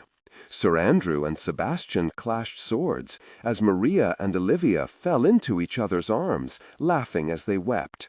"You were so good! No, you were so good!" I went out front to receive congratulations from my parents. very nice," my father said. He kissed me absently on the forehead. "Do you need a ride home?" "No, there's a party. I'll get a ride later." "You did very well, Maddy," said my mother, and she hugged me. "We're very proud of you." I looked around for Rogan's parents. They stood stiffly with their son a few feet away, none of them talking, though it looked like I might have just missed something, an argument or maybe Rogan's announcement that he'd be at the after-party. "Maddy," I turned. Mr. Sullivan grinned at me, Aunt Kate at his side. "You were wonderful, you and Rogan both, just super." "Thanks." "You did a lovely job, darling." Aunt Kate hugged me tightly, then kissed both of my cheeks. And you. She reached out to take Rogan by the hand and pulled him to us. I had a glimpse of my uncle's face, gray and unflinching, before he turned and walked out of the auditorium. Mr. Sullivan grasped Rogan's shoulder. "You were amazing, Rogan. Just incredible." Mr. Sullivan threw his head back and laughed. "That voice!" Aunt Kate's nose wrinkled as she stared at the unlit cigarette in Rogan's hand. "That voice isn't going to last very long if Rogan doesn't take care of it." She smiled, but there was no warmth in the way she gazed at Rogan, even as she ruffled his hair and added, "You gave 100% out there tonight, darling." His mouth twisted in a smile. 200%. Aunt Kate looked at him as though this were part of some other conversation. "Just make sure you save something for tomorrow, sweetheart," she said lightly. "And Sunday. You have 2 more performances." Rogan shrugged. "Hey, I might not be here tomorrow. None of us might." He looked sideways at me and smiled. "You getting a ride with Dune?" I nodded. "Come on then." He bent to kiss Aunt Kate's cheek, then saluted Mr. Sullivan. "I'll see you tomorrow, Mr. S." "No cigarettes," Aunt Kate called after us. "Get a good night's sleep." The party was like Christmas, an anticlimax. Still, we all stayed till 3 a.m., getting high and passing around a gallon bottle of Almaden wine. Duncan Moss drove Rogan and me home, dropping us off at the top of Fairview's driveway. "Farewell, my metal of India," Duncan said, and gave me a sloppy kiss. "If he has an accident, you'll have to play Viola and Sebastian," said Rogan as we watched him drive off. "Might be an improvement." Rogan shook his head. Nothing could be an improvement. We stood with our arms wrapped around each other, swaying slightly, while a moon just past full hung above the Hudson. Our breath formed a white cloud around us. Underfoot, a brittle layer of ice buckled and cracked. "This is perfect," whispered Rogan. He buried his face in my hair and kissed my neck. Now, tonight." "Shh," I said. I knew what he was going to say next, knew it as though it were my own name. I kissed his mouth and silenced him, silenced everything except for the steady knocking of our chests, heart to heart, breath to breath, and the January wind blowing cold across Arden Terrace. The auditorium had only been 3/4 full on opening night. Saturday it was packed. The performance was even better than it had been the night before. Word of mouth and repeat attendance by the jocks meant that Rogan's every entrance was met with cheers and whistles. He never lost his composure, though the other actors began to improvise, doing funny riffs and playing off the audience as though there were no fourth wall between us. When the last act ended, Rogan received a standing ovation. He accepted it gracefully, beckoning the rest of us to join him on stage and saluting Mr. Sullivan where he sat, 5th row center, with Aunt Kate at his side. Afterward, there was another party, a more formal affair thrown by Olivia's parents. Rogan didn't bother to change, but I wore my blue velvet cape. My father picked up Rogan and me before midnight. "How did it go?" he asked as we climbed into the back seat. "It went great," I said. Neither my parents nor Rogan's had come to the second performance. As far as I knew, they wouldn't attend the final one either. "I'm tired, though." "I'm not surprised." My father glanced at me in the rearview mirror. I thought he was going to say something, but he remained silent until after we dropped off Rogan. Aunt Kate came over this afternoon. He pulled the car into the garage and turned the ignition off, so we sat in darkness. "She wanted to talk to your mother and me about something." He used the tone I'd always imagined a parent might use to announce a divorce or death. What? My heart began to race. Had Aunt Kate revealed our close relationship? Did she even know? Did something happen? Is it? "We'll talk about it tomorrow." My father got out of the car.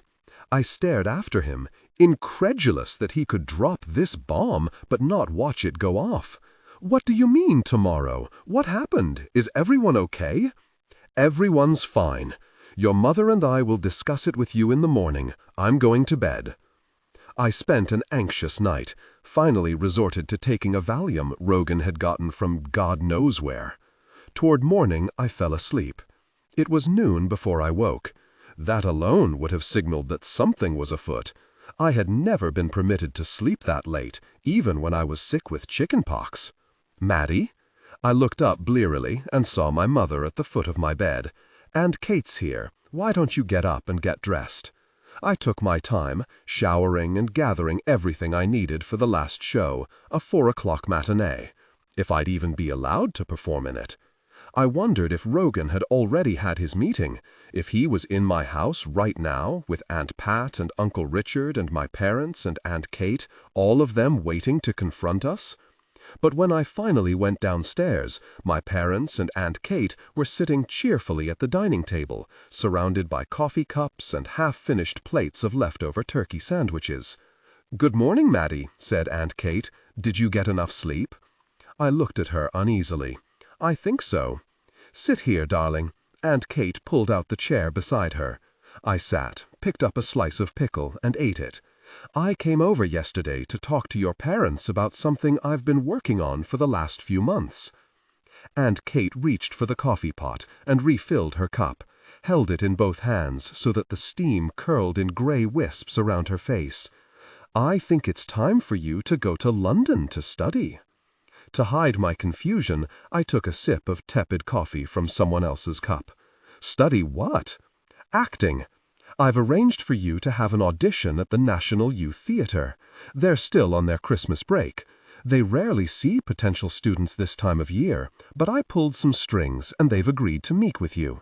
We'll have to get your passport photos immediately, but once that's taken care of, we can go down to the city and just stand in line to have it processed.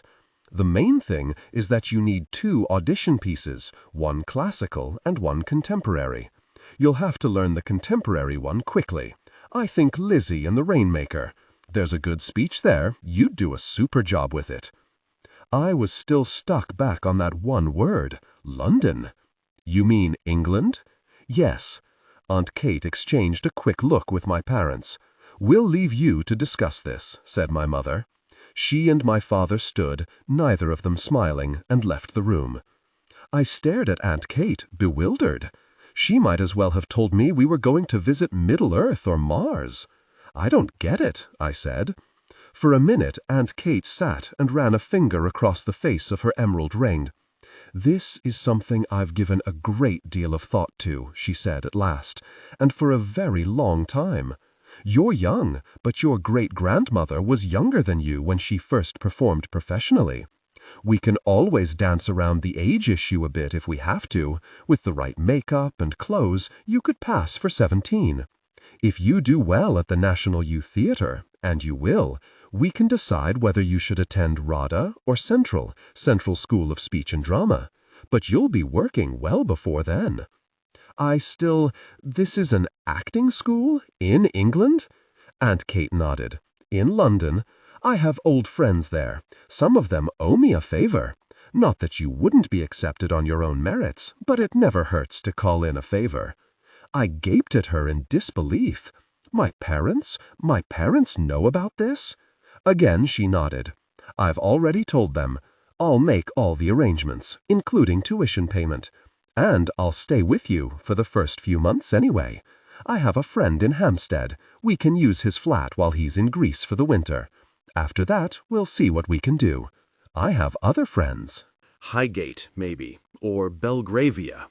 But I stared at the table in front of me, the white cups and saucers and half-eaten sandwiches, then looked at my aunt.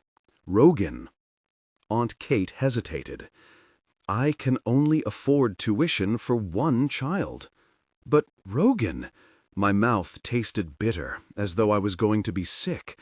"I mean, can't you take both of us?" "No. Even if I wanted to, I can't afford it. And the school wouldn't look kindly on my taking advantage of them, asking to audition 2 students." "But that's crazy." I shook my head so hard it hurt.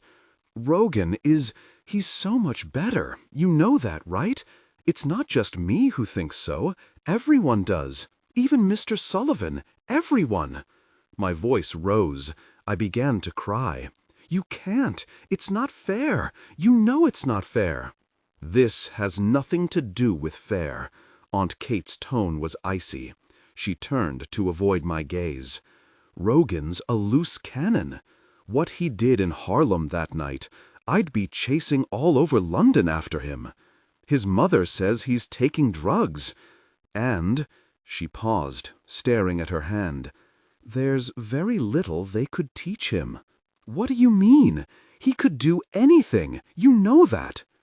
Aunt Kate turned toward me. With one swift gesture, she pulled the emerald ring from her finger.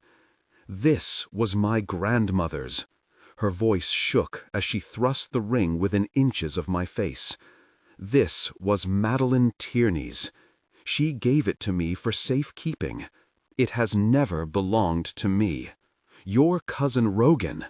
She tilted the emerald until sunlight struck it, and a green flare leaped from her fingers. Then she raised her hand, and with all her strength threw the ring across the room. I cried out as it smashed into a cabinet, then dropped to the floor. "Get it," said Aunt Kate.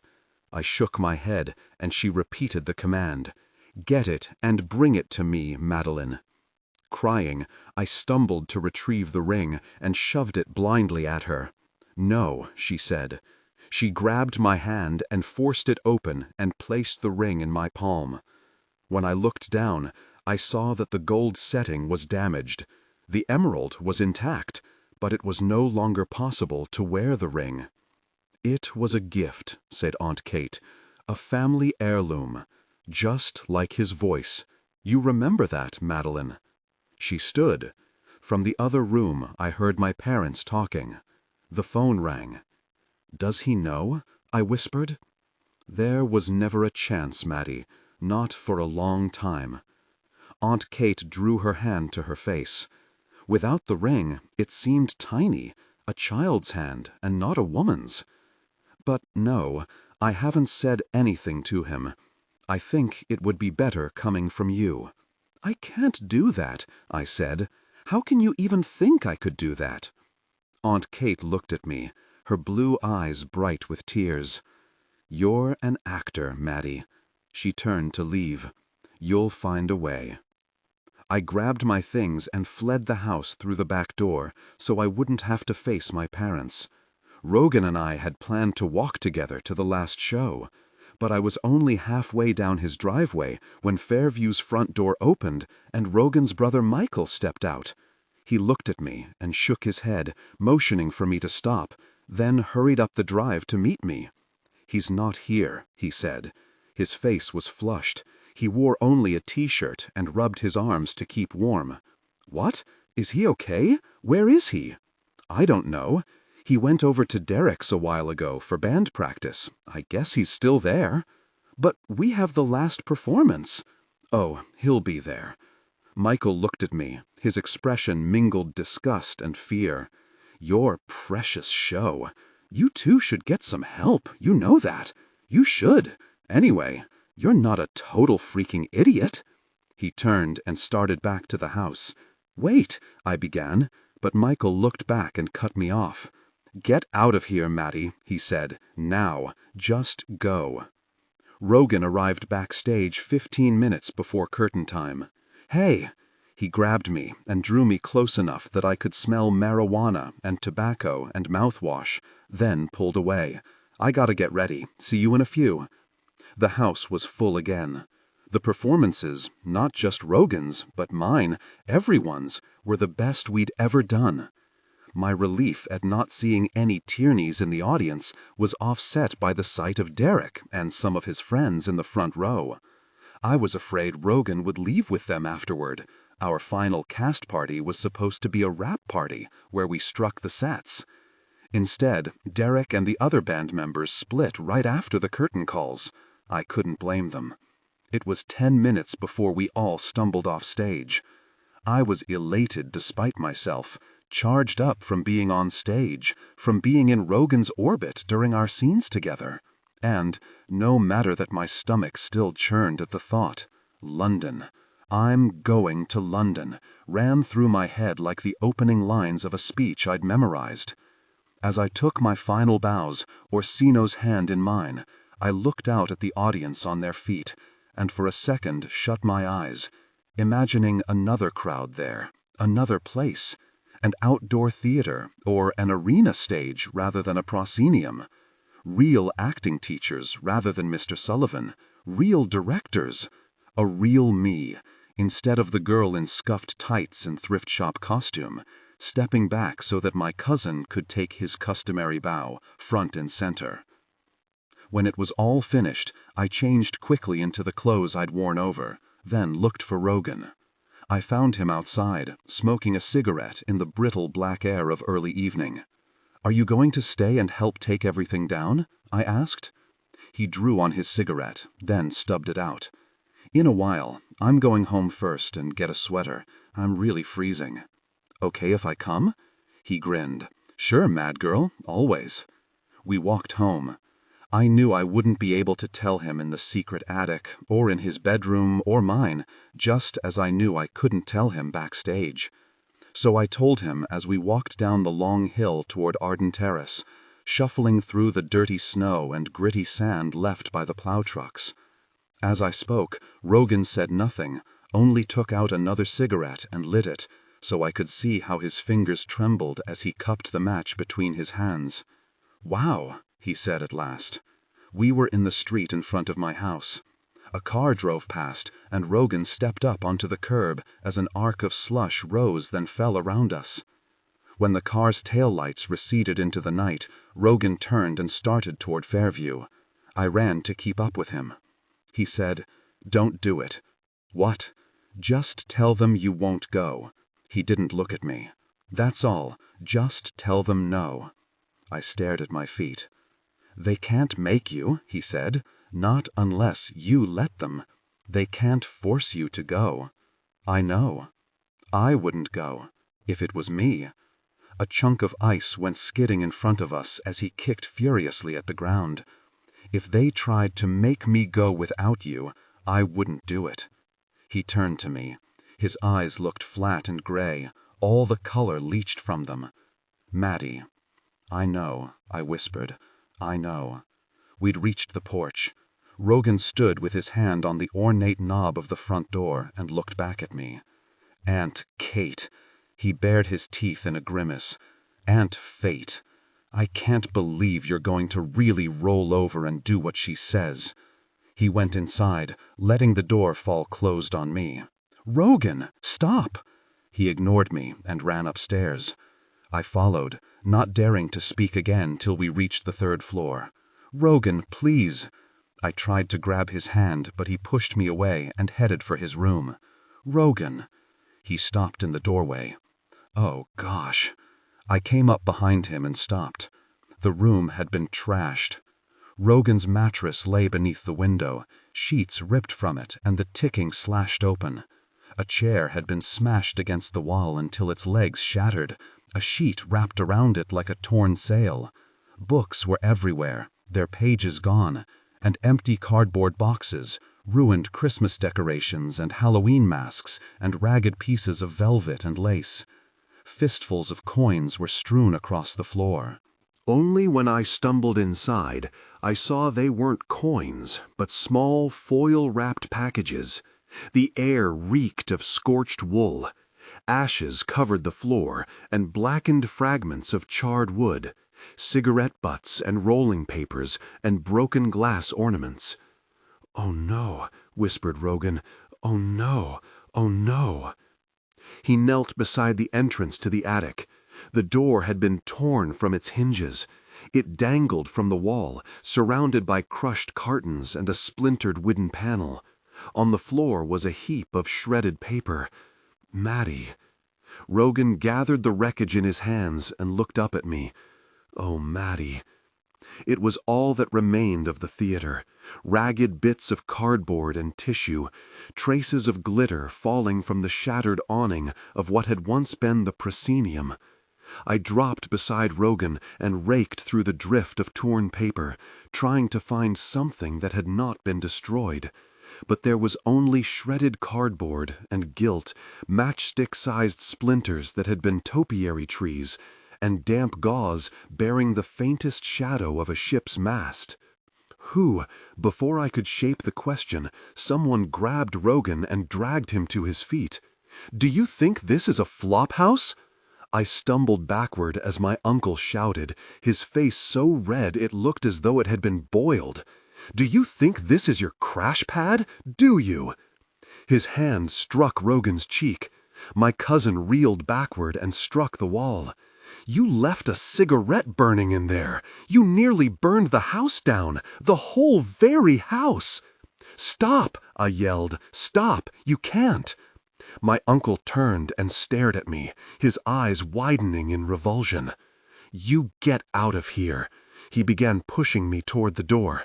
"Get out of here! Get out of here!" I tripped and nearly fell, caught myself, and staggered onto the landing.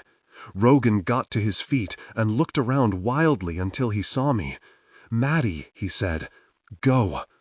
I fled downstairs and back outside. I didn't stop until I reached my own house, empty and dark in the early January night.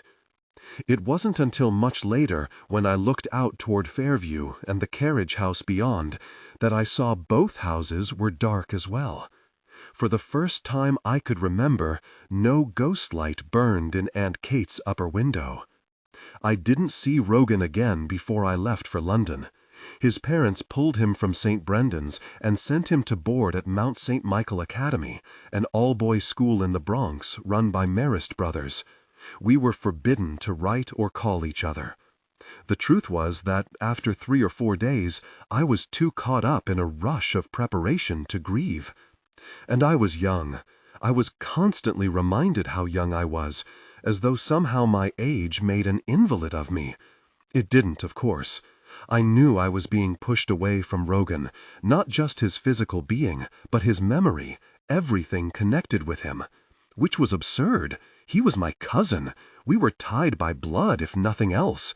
Our shared childhoods, our shared neighborhood, our parents and siblings, the very air we'd breathed for 15 years. All of these things bound us intrinsically. It was a temporary separation, a few months, a year. Until we were older, nothing would ever change. But everything did. That spring, Uncle Richard and Aunt Pat separated. Within a year, they were divorced, the first divorce in the Tierney clan. My parents didn't separate, but during my second term at the National Youth Theater, they moved. The house at Arden Terrace was sold, a new house bought in a small town 50 miles north of where I'd grown up. I was 17 before I spent a night in it. My visits to the United States were few and short-lived. I don't know what strings Aunt Kate pulled to get me into the London theater scene, but once she tugged at them, she never let go. Her friend in Hampstead extended his Greek visit by 18 months, so we remained in his flat, part of a lovely gray stone edifice surrounded by holly trees and rhododendron that bloomed all year long. At drama school, I was a quick study. Neither brilliant nor beautiful, but willing to take on any role, no matter how dour, no matter what short notice. A character actor, I was told, when, after 3 years, I finally auditioned for Central. I'd done Viola and Amanda from Private Lives for my audition at Rad-Eye. Now I had a perfect English accent. But I wasn't accepted there. Central took me, though. Despite being typed as a character actress, I did my share of ingenues along with the classics in school productions of many of the same plays I'd seen years earlier with Aunt Kate and Rogan. Shakespeare, Shaw, Wycherley, Noel Coward's Hay Fever, and Alan Ayckbourn's Norman Conquests. My parents flew over to see Hay Fever, and once VCRs and videotape became popular, I sent them tapes of everything I did. Aunt Kate was back in the States by then. I moved from Hampstead to share a flat with several other struggling actors in Highgate, all of whom were gratifyingly envious when I got a small role at the Royal Court with Nancy Meckler. A year later, I toured with the Manchester Royal Exchange in Charlie's Aunt with Sabrina Franklin, saving enough money to buy a one-bedroom flat near the Angel in Islington. To distinguish myself from my great-grandmother, I performed under the name Madeleine Arman. By the early 1980s, I was doing a lot of television work. A girl who got run over by a tram in Rumple of the Bailey, a running part on the soap opera Emmerdale, and a nice bet as a female police rookie on Juliet Bravo. It wasn't what I'd dreamed of doing, but it was what I'd trained for. I wasn't a star yet. I was something that occasionally seemed even more miraculous, especially among my cohort, a working actor. Still in my 20s, I was young enough to believe that greater success would come, that I wouldn't be frozen forever in those small moments on BBC One, that another hidden world still awaited me, the parts I was meant to play, Desdemona, Lady Macbeth, Noel Coward's Gilda, and yes, Viola. In the mid-1980s, I went to Washington, D.C. for several months after being cast in a supporting role in The Good Person of Szechuan at Arena Stage. I saw Rogan then, for the first time since leaving Yonkers. I'd kept up with his whereabouts through my parents and my sister Bridget. I'd learned not to ask Aunt Kate for news after she made a brief trip to visit me several years earlier. "Your cousin Rogan's not doing well, Maddy."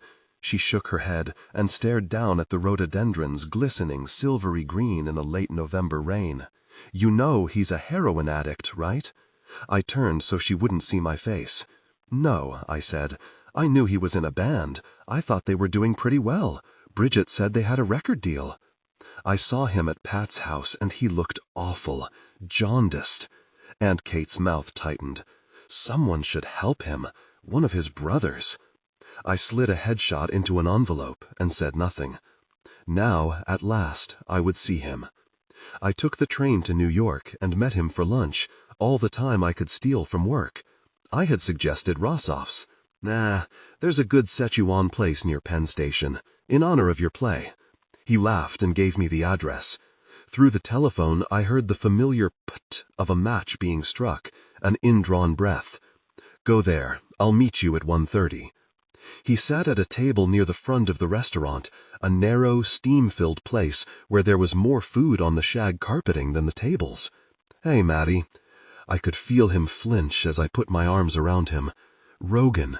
I pulled back to look at him. "Hi, Rogan. Hi." Someone had set fire to him and burned away all his youth. The nimbus of golden hair had faded to dull russet, close-cropped and already receding. He was gaunt, his skin so thin I could see the capillaries beneath, a faint blue fretwork starred here and there with red where the vessels had burst. There were already lines across his brow and deep grooves beside his mouth. And yet he remained beautiful. Not only to me. I saw the waitress stare at him after she'd taken our drink orders and returned to the bar, and the bartender as well, watching us as we ate. His pallor only accentuated his eyes, their aquamarine now darkened to a cold teal blue, and the delicate line of his jaw and cheekbones. "You look good," I said. He gave me a twisted smile. "You, too." I stared at his beat-up leather jacket and t-shirt, scuffed engineer's boots, and filthy jeans. In D.C., the weather had been sultry. I wore a white linen shirt dress and espadrilles, clothes that had seemed elegant, even sexy, when I got on the train at Union Station. Now I felt dowdy and middle-aged, far older than 26. Beside Rogan, I looked ancient. We made desultory conversation while we ate. I downplayed my modest success, which wasn't hard. I hadn't had a leading role since drama school, and the TV shows I'd appeared in weren't yet broadcast in the United States. Rogan told me about his band's recent gigs in the city and Philadelphia and Boston. I'd imagined this reunion for years, and for the last few weeks had been almost sick with anticipation and yearning. How could a few hours on a Monday afternoon even begin to be enough time to knit our lives back together? The lunch was excruciating. Rogan wouldn't meet my eyes. I asked after his family, and he shrugged. "I don't see them. You're the first one I've talked to in, I don't know, 7 years?" When I mentioned Aunt Kate in passing, he grimaced. Aunt Fate. His face contorted into a mask of loathing. Really difficult person. I don't want to hear about her. We finished eating. I picked up the check. Only after we were back outside did he touch me, pulling me to him and resting his head lightly on my shoulder. "Maddy, thanks for coming up to see me." His tone grew slightly mocking. "It's been a really long time. We're both so busy." He drew away and reached into the pocket of his leather jacket. "You have a tape player?" I nodded. "Yeah, a Walkman." "Here." He handed me an audio cassette. "This is a demo we're putting together. It's really rough, but it'll give you an idea anyway. Sounds a lot better live. You should come hear us sometime." "I will. You should come see the play." His eyes grew distant. "Yeah, maybe." He lit a cigarette and looked in the direction of Penn Station. "You better go, or you'll miss your train. I'd have to meet someone." My mouth was dry as I leaned in to kiss him. He gave me a small half-smile, turning his head so my lips brushed his cheek. "See you," he said softly, and walked away. On the metro liner back to D.C., I sat beside the window and listened to his tape. A mix of original songs and covers, Helter Skelter and Turn Blue and Panic in the World. I had expected his voice to be raw or smoke-coarsened, but then I punched the play button and felt my skin grow cold as that same pure high tenor rang out, so wild and true and utterly unchanged, it was like being thrust back on stage with him. I shut my eyes and played the tape over and over until the train at last pulled into Union Station. I gathered my things, a sheaf of unread scripts and magazines, shoved them into my bag with my Walkman, and made my way to my sublet apartment on Capitol Hill. I had always imagined my career would be like a series of rehearsals leading up to opening night, followed by a long run and longer semi-retirement, with turns as Lady Bracknell and Juliet's nurse to buttress solid employment in a critically acclaimed television series, or maybe even a movie. Instead, it was an endless audition. A few nice parts in regional theaters before I turned 30, and, almost overnight, the leading roles disappeared. I became trapped in the career immurement that awaits a character actor, shuttling between London and New York, theater and bit parts in TV. Usually I was better than the shows I was in. Always I imagined someone else on the stage with me, Rogan's flickering image like the static on a dead television channel. His voice in my head long after the tape he'd given me wore out from being played and replayed for so many years. When my work was reviewed, critics marveled how I inevitably triumphed over bad material, especially if I shared the stage with weak leading men. How it seemed as if my own presence animated the air between us, as if someone else, something else, moved there unseen. Even in this feeble attempt at a post-Stoppard black comedy of manners, the redoubtable Madeleine walks the stage like a woman possessed. But I would never be a star. Maybe there's only a certain amount of talent that can go around, especially in a family like ours. Maybe after hundreds of years, the Tierney gifts had finally died out. Whatever acting talent I possessed, it wasn't enough. I channeled all my energy into my work. I had a few half-hearted relationships and a drawn-out affair with a married woman, an actress I continued to work with off and on until her career outstripped mine. I still read about her occasionally, small items in Time Out or Vanity Fair. In love, as in theater, I had never had any magic. True, I never flamed out, and I never shone, not even for a moment, the way my cousin had. Decades passed. My parents retired and moved from New York to Arizona.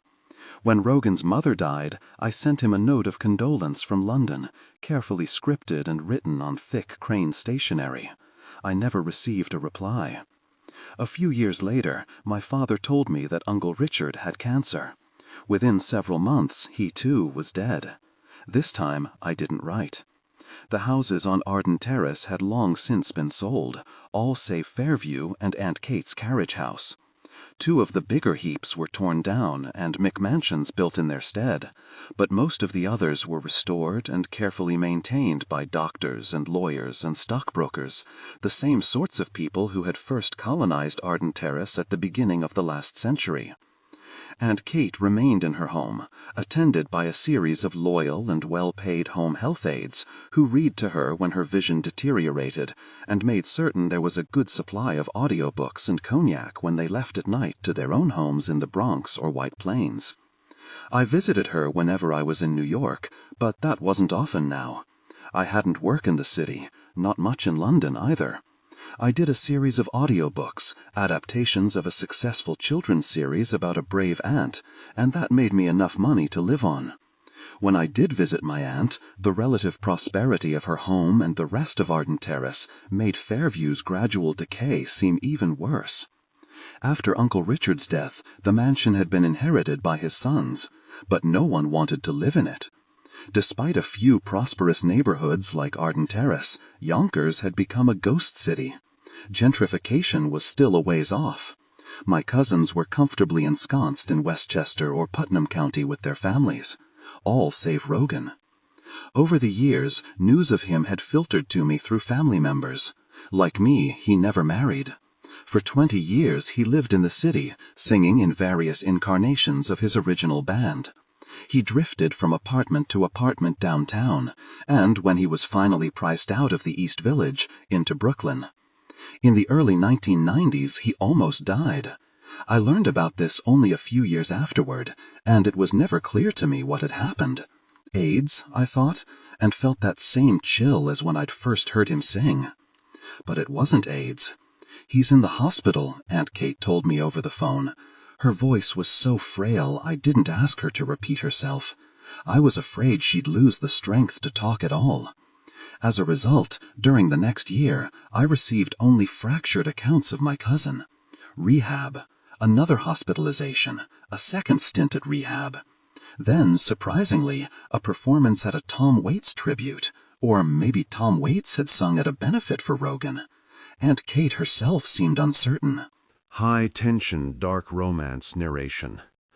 She sounded more drifty these days, which was to be expected. I asked her, more than once, how old she was. She never answered.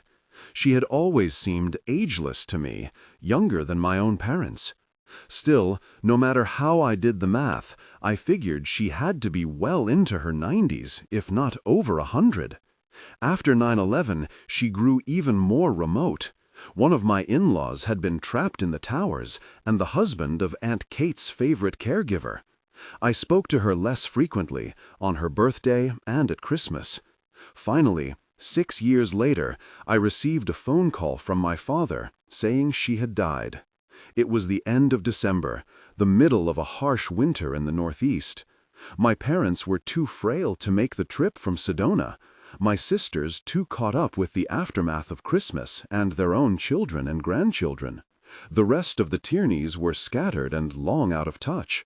So I told my father I'd fly over from London to represent the family at the funeral mass at St. Brendan's. It was only after I hung up that I realized I'd forgotten to ask what time the funeral was, also where I could stay. I rang my father back. "Your cousin Rogan's made all the arrangements," he said. "He stayed with her, you know. He was there in the hospital when she died. Your mother emailed and told him you're coming. Have a safe trip, dear." My plane was late. It was a cloudless blue day. Flying above the Canadian Maritimes and New England, I saw snow 30,000 feet below, a wrinkled white expanse of woodland dulling into gray urban sprawl, pocked with frozen lakes and reservoirs. In the minutes I stood outside at Kennedy before locating my hired car, my lungs ached from the cold. "Freakin' freezing," the driver told me as we headed toward the city. "Too cold to snow, even. Where's our global warming?" The car took me directly to St. Brendan's. There had been no wake, and only a few people were inside the church when I arrived.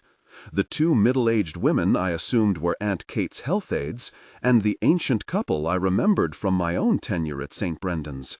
And Rogan. "Maddy!" He stood in the first pew and waved me toward him. "Jesus, Maddy, I can't believe you came all this way, in this weather." He was thin, though not gaunt as he'd been 20 years before. He wore a black woolen overcoat over faded corduroys and a gray Henley shirt. His thin russet hair had burned to ash. His eyes were a pale, washed turquoise, slightly bloodshot. His face was heavily lined. He looked ravaged, still beautiful, still wrecked. But his arms around me were strong, and when he drew me to sit in the pew beside him, his hand held mine, tightly, until the priest made the final benediction. Afterward, I rode with Rogan to Valhalla for the burial, a ceremony that lasted a fraction as long as the drive there, then back to Yonkers, braving the frigid cold with my window open while Rogan chain-smoked. "She talked about you all the time," he said on the way home. We hadn't spoken much till then, but it wasn't an uncomfortable silence, more a sort of intermission, while we looked at each other and grew accustomed to once again breathing the same air. She was really proud of you. The first Tierney in 100 years to be on stage again. Not 100 years, I gazed out the window. We were on North Broadway, passing houses and storefronts strung with Christmas lights. A bar was hosting a karaoke Kwanzaa contest. Madeleine wasn't that long ago, and you were on stage, with your bands, I mean. That's performing. Not to her it wasn't. He laughed, a faint edge of bitterness to his voice, and tossed his cigarette out the window. Your TV stuff, that wasn't either. Rumpole of the Bailey or whatever the hell it was. None of that stuff counted. Only the stage. Only the theater. He pronounced it, as our great-grandmother might have, theater. That was the only thing that mattered to Aunt Fate. We pulled into Arden Terrace. I sat beside him, my heart beating too fast, fear and anticipation and jet lag all crowded into that small car. "How long did you live with her?" 2 years, 2.5. I didn't actually live with her, not in her house. She had Louisa and Jadis for that. They're the healthcare professionals. He gave another sharp laugh. "I live at Fairview. I'm like the caretaker, Michael. And the rest of them, they pay me to stay there and keep it from falling into the ground, which is a losing really proposition, I can tell you. But it's great for me. I can work on my music or whatever. No one hassles me. I never even have to really see them. Here we are." He slowed in front of the house where I'd grown up. "They shingled it about 10 years ago," he said, peering out the side window. "It looked good. Now it looks like it needs some paint. But that's nothing compared to my house, which looks like the Munsters live there." The car turned down the long drive to Fairview. "No kidding," I said. It didn't look completely derelict, just neglected and sad. Shingles were missing, leaving long gaps like rows of rotted teeth. Plywood covered one of the upper windows, and mats of dead wisteria hung like wet carpet from the porch railings. A few lights glimmered downstairs. "Aunt Kate's place is in better shape," said Rogan as he parked. "She put a lot of money into it." I stepped out, shivering, and got my bag from the back seat. What's going to happen to it now? Rogan locked the car and waited for me before heading for the front door. "Actually," he said, sounding embarrassed, "she left it to me." "Really?" I felt a momentary jealousy, then laughed. "But that's great. Her stuff, too? All those things of Madeleine's and, well, everything." "Yeah. We went through most of it before she died. She wanted to give it to a museum or a college. I must have called every school in New York. No one was interested. Sonny Purchase took a few things. I gave some of it to the girls who took care of her. Nothing you'd want, just some furniture, blankets, and stuff like that. The rest I packed up. I figured you'd want to look at it and maybe take some of it back to England with you." "Maybe," I said. "I don't have a lot of room. And, I'm not a citizen, which these days makes it hard. And it's getting expensive. I don't know how long I can really afford to stay there." We stepped inside. Rogan switched on a light as I rubbed my arms. "Gosh, it's as cold here as outside." "Yeah, sorry. Here, I'll put the heat on." He went into the hall, returning a minute later. "I can't really afford to live here either," he laughed. "But hey, as long as Michael keeps writing the checks, I'll keep it warm. You hungry?" I followed him into the kitchen. It was like walking through a haunted house of my own life. Most of the furniture was gone, as well as the worn Turkish carpets and mirrors and ancient theatrical memorabilia. But enough remained that it was still, recognizably, Rogan's home. Most of the damage seemed to be limited to the house's exterior. The structure was still sound. Rogan showed me where he'd made repairs to the interior walls, replaced some of the old windows with triple insulated glass, and done a serviceable job of patching a crack in the plaster in the kitchen. There was even a bedraggled Christmas tree in the living room, strung with a few strands of those big, old, multicolored bulbs that are no longer fashionable, and hung with glass ornaments. "I saved those," he said, as we stood and admired the tree. He turned back to the kitchen and began to make coffee and sandwiches from leftover turkey. After my father went crazy that time and trashed everything. I think that's when my mother finally decided she'd had enough. Not when he was pounding me. When he broke all the Christmas decorations. Gosh, Rogan. I sat at the table, still in my coat. He handed me a mug of coffee, turned down the dimmer on the overhead light, and lit a candle in a blue glass holder. "Hey." "I remember that," I said softly. "That was under the porch." He seemed not to hear me. "Forget it. It's history. You want a sweater? It'll warm up soon. Last winter I put in a new furnace. Aunt Fate paid for it. Michael was too cheap.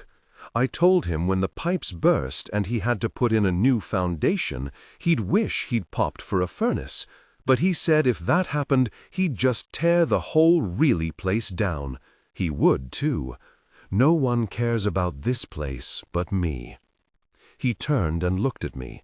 He'd removed his coat and, despite the chill, pushed up the sleeves of his shirt so that I could see how the hairs on his arms glowed in the candlelight.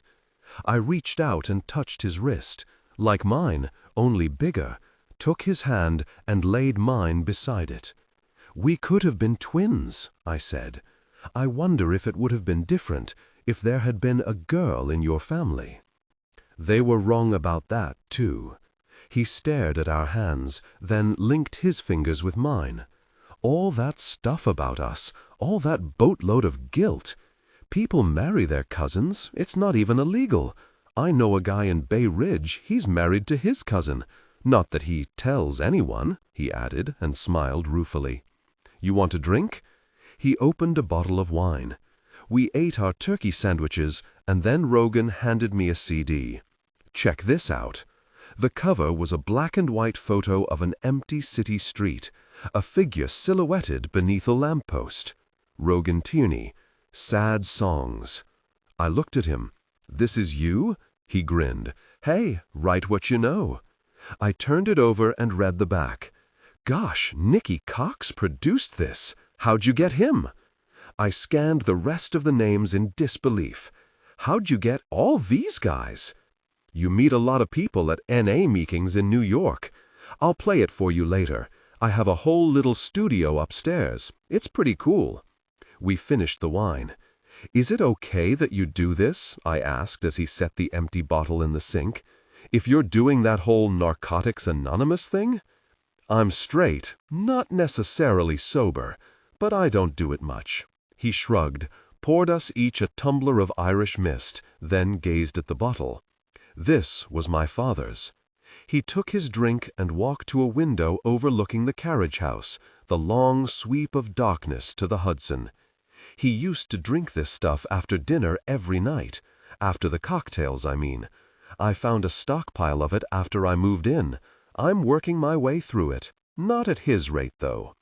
I walked over to stand beside him. Outside, the night was so clear and black it looked brittle, as though, like ice, it would shatter if you touched it. Stars seemed to stir in the wind. The ridge of trees that bordered the lawn had become so dense and overgrown you could no longer see the lights of the houses below. Only in the uppermost window of Aunt Kate's carriage house did a single light glow, pale yellow, and cast a bright lozenge onto the ground. You kept it on. I began to cry. After everything, you were the one, Maddy. He turned and put his arms around me and drew me close. Don't cry, baby. Please don't cry. He kissed me. He smelled, as he always had, of smoke and sweat, his mouth bitter with nicotine. I could feel the wind through the cracks in the walls, and then a slow shifting, as though the entire house moved around us. Behind my closed eyes, it all began to take shape again, the carpets in their muted colors unfurling across the wooden floors, white lace curtains at the windows, wisteria blooming on the porch outside, and the echo of footsteps on the stairs above. Maddy? I blinked. There were no curtains at the window, and only worn linoleum underfoot. The kitchen smelled of fuel oil and cigarette smoke. But Rogan's head rested against mine, and Rogan's voice whispered as he grabbed my hand and stepped away from me. "Come here," he said. "Upstairs. I want to show you something." He picked up the candle in its blue glass and walked out of the kitchen, through the hall and into the foyer and up the curving stairway. I held his hand and hurried after him. On the second-floor landing, I peered into a room where a computer blinked on a long trestle table, surrounded by speakers and coils of wire. "That's the studio," said Rogan. He started up the steps to the third floor, but that's still not it. I said nothing, just shivered and followed him. The unsteady candlelight made the dark space seem even colder than the rest of the house.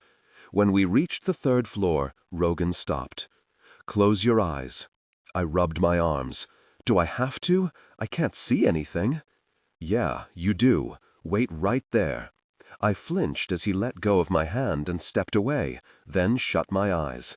I didn't feel like I had downstairs, when the entire house seemed to knit itself around me. Just cold and a growing unease that was close to dread. I thought of when I had last stood here, of Rogan crouched against the wall and his father shouting at me, "Get out of here, you get out of here!" "Come here," I started as Rogan took me by the shoulders. "Keep your eyes closed. It's okay. I won't let you fall. Come here, but don't look until I tell you." I took tiny baby steps as he led me across the landing, past the door to Michael's bedroom, and into his own. Can I open them? I knew I sounded anxious and drunk, but I didn't care. "Rogan?" "Hang on, just a sec." He stepped away. For a moment I stood alone, fighting the urge to open my eyes, to bolt. Then Rogan was beside me. His arm settled around my shoulders. "Okay," he said, "you can look."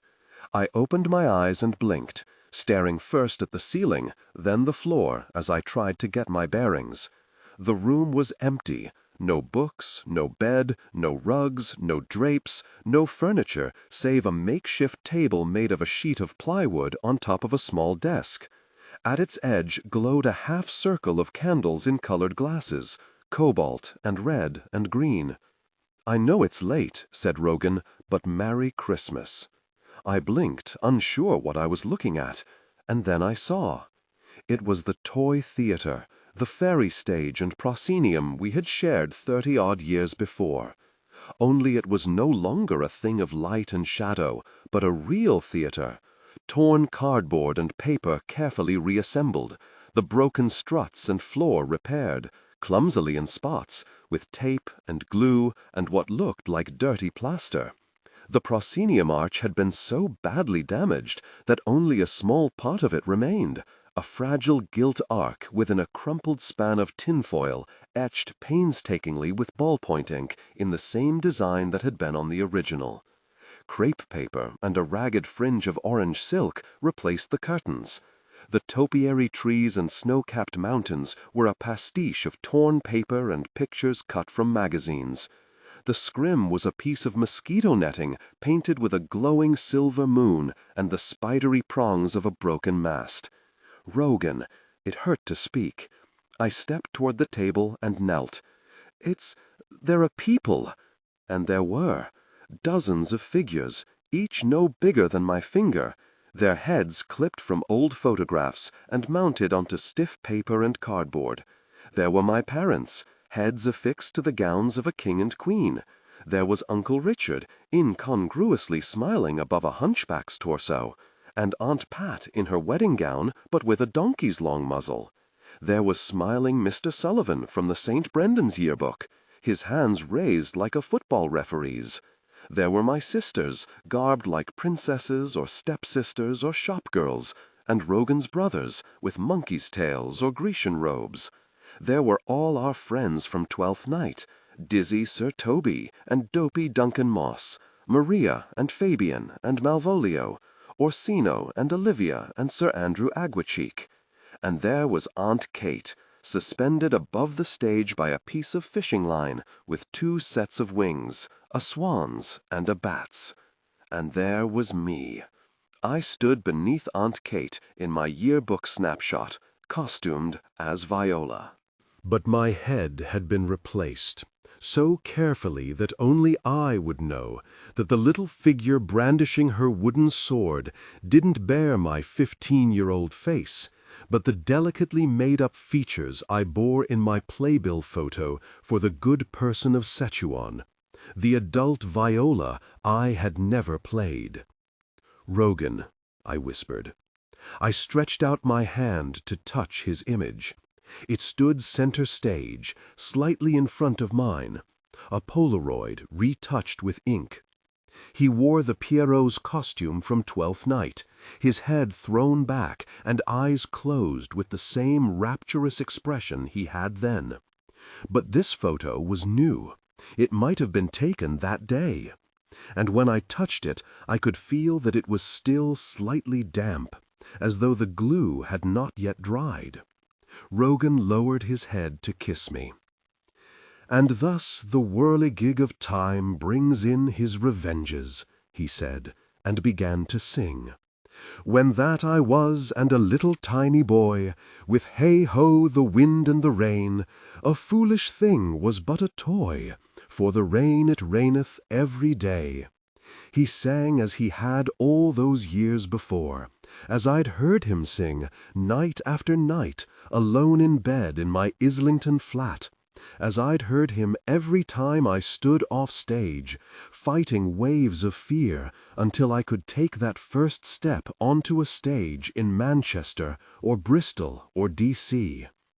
His voice rang so loudly that the candles guttered in their holders. The dark room closed around us until I felt the attic walls, and in the corners of my eyes saw sparks of lightning, blue and black and silver. But when I came unto my beds, with hey-ho the wind and the rain, with tosspots still had drunken heads, for the rain it raineth every day. I blinked. Tears blurred my vision so that it seemed I glimpsed the resurrected theater through a snow-covered window. I rubbed my eyes, then gasped. It was snowing, tiny whirling flakes like glitter or talc, but cold, and wet snow, real snow, impossible snow, falling in a moonlit column from the ceiling onto the paper stage as Rogan sang. "A great while ago the world begun, with hey-ho the wind and the rain, but that's all one, our play is done, and we'll strive to please you every day."